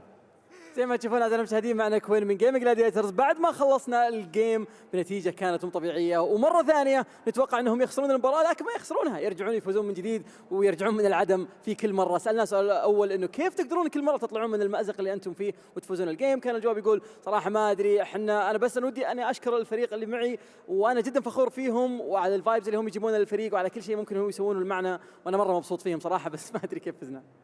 Now, was this game especially satisfying? Because, man, I saw your Leshrac getting bullied hard, and in my mind, I was just like, yo, if Quinn comes back from this, this is like one of those DAC Sumail Storm Spirit performances. And you did. Did that make this comeback any more satisfying than the millions of other comebacks you guys have had at this tournament? Yeah, I mean, I think it's my first Lesh game of the tournament, so it's nice to finally get to play the pony. Everyone bans Io, so I don't get to play the combo, but I'll play just Lesh sometimes.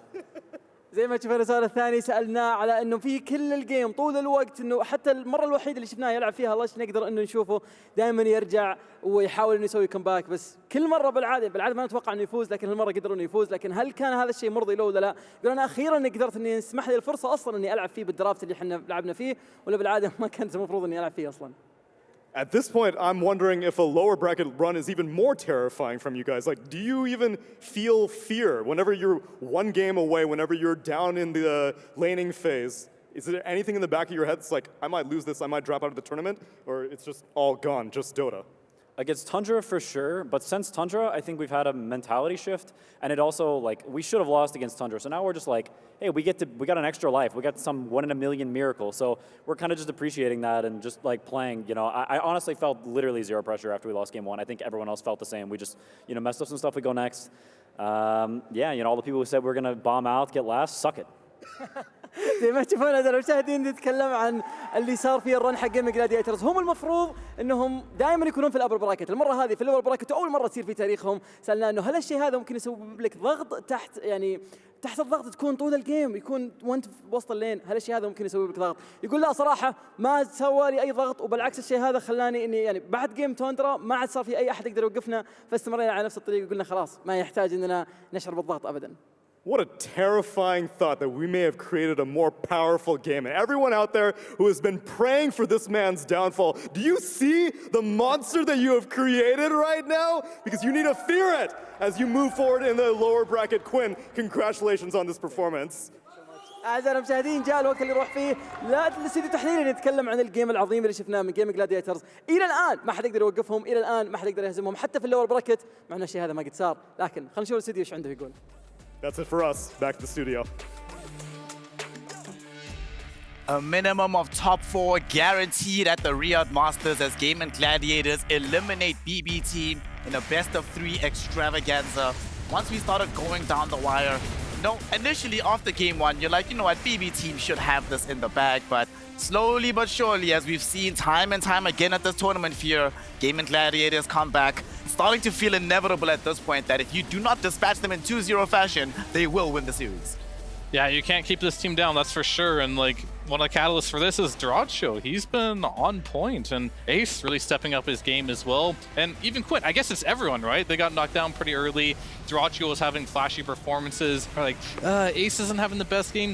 Quinn, he's not looking so good. Now everyone's looking damn good on that team right now, and they are extremely scary. Yeah, incredible performance from them. And Lacoste, the scariest thing for me has always been, when it comes to the squad, their laning prowess is very, very good, right?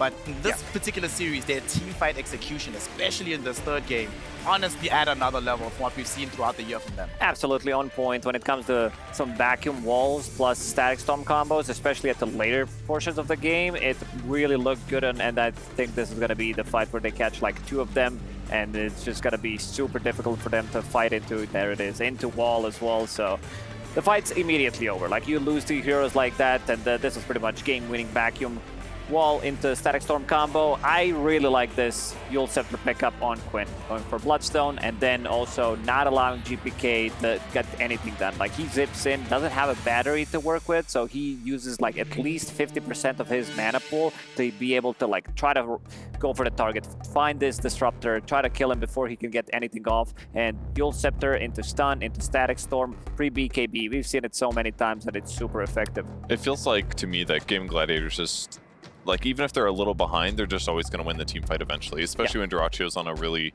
tanky carry like Medusa. Like, you can be behind, the initiation can be a little iffy, but there's going to be that magic where he gets low, it looks like he's going to die, and then he's going to get at least 2 kills and survive, and you're like, oh my god, that changed the game so much.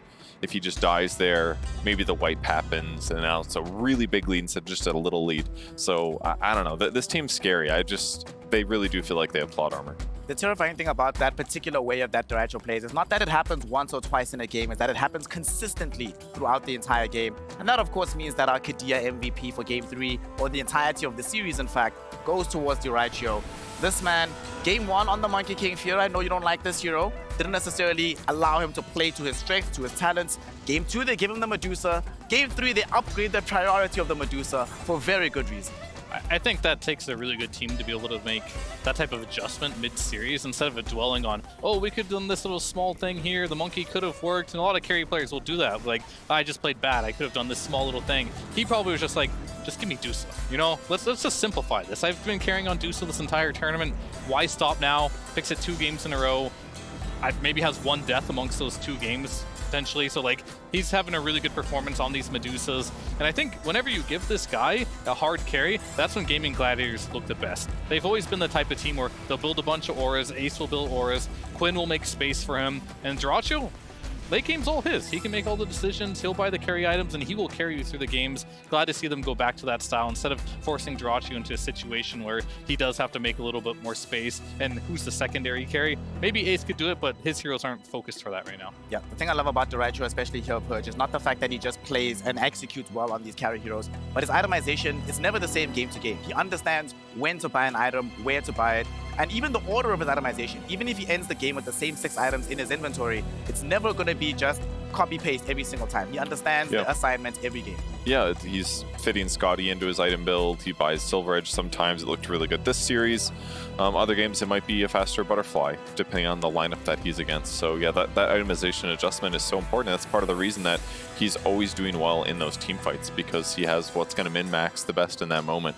Yeah, just another little component that adds up to the mountain that makes Gaimin Gladiators win so much. And he's also a flashy player when it comes down to stuff that he does, like his positioning is top tier. And so many times we've seen throughout this game, Toronto Tokyo tries to get a lasso on him. He's quick. You know, these young players, they're really good using that mouse and keyboard buttons. So immediately Manta style, he can go for the right target. And you see Toronto Tokyo dying so many times before he can get anything off.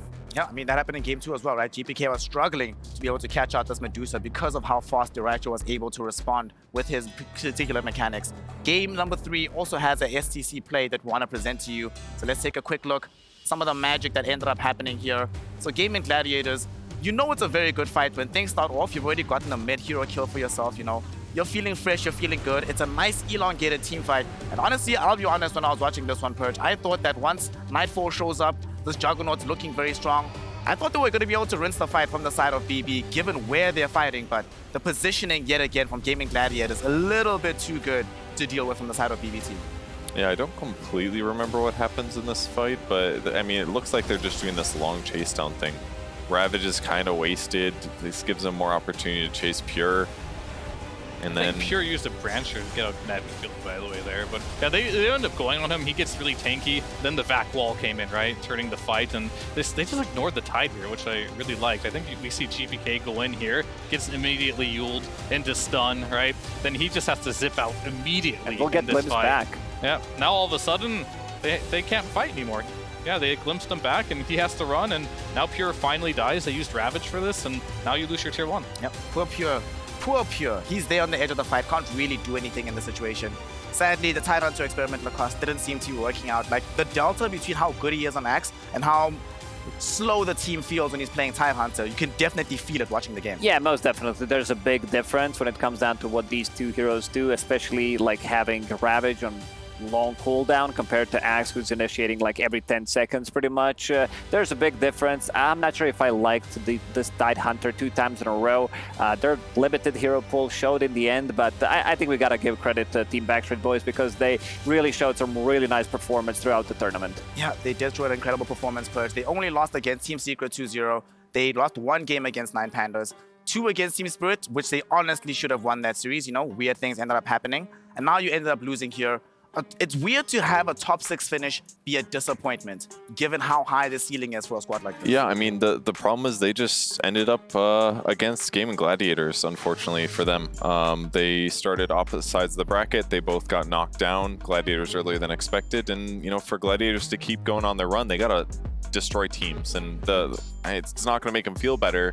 But the farther Gladiators go there, they could be like, look, we could have gone top 4. But we ran into Gladiators a little early, and sometimes this does happen at stages of the tournament. I'm just glad that it's like 2 rounds deeper into knockouts than it wasn't like the first loser bracket match BB team gets knocked out. So still an amazing performance for them, especially considering how the start of the year went, and they're only going to get better. They are indeed only going to get better with time. We've seen incredible things coming out from them at this tournament already. Unfortunately, though, we are saying goodbye to BB team. The final word from them, though, should come directly from their own mouths. So we send it over to Tsunami, who has Toronto Tokyo, ready to tell us how he feels right now. Thank you very much. I am standing by with Toronto Tokyo of BB team. Not the result that you were hoping for, I'm sure, but I was wondering if you could walk me through what, I guess, the past 24 hours has been like, because it was a heartbreaking loss against Spirit into this series now. What was your day like, pretty much?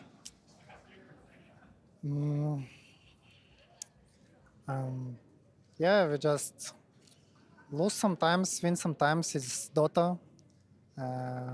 Sometimes it's not going like as planned because it's competitive. We are competing with really good teams also. They're also trying their best, and you cannot always win. This is really good game because anything can happen in games, so That's why we love Dota, I guess. So, yeah. But what can I say? I really feel that we are able not to win, not even win every team, but be the team that will beat every team like so hard, and we will be unbeatable. We can be unbeatable, in my opinion.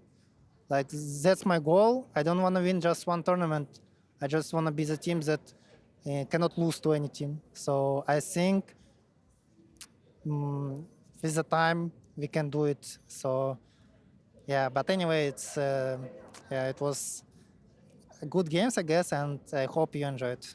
We did enjoy Toronto Tokyo, and that's an amazing mindset for you to look. Let me tell you, as an outsider looking in, for the most part, whenever I would ask other teams who are they most excited to face off, number one would be Gaimin, but bbteam would most often be number two. Everyone already looks at you as being a top-tier competitor, and it's just luck of the draw that it seems that these guys are the ones that you have to face off against. Dream League Season 20, it was an amazing 5-game series. This one was a fantastic match to watch as well. So for the next 2 months, what's your plan? What's your team's plan as you look forward towards Seattle?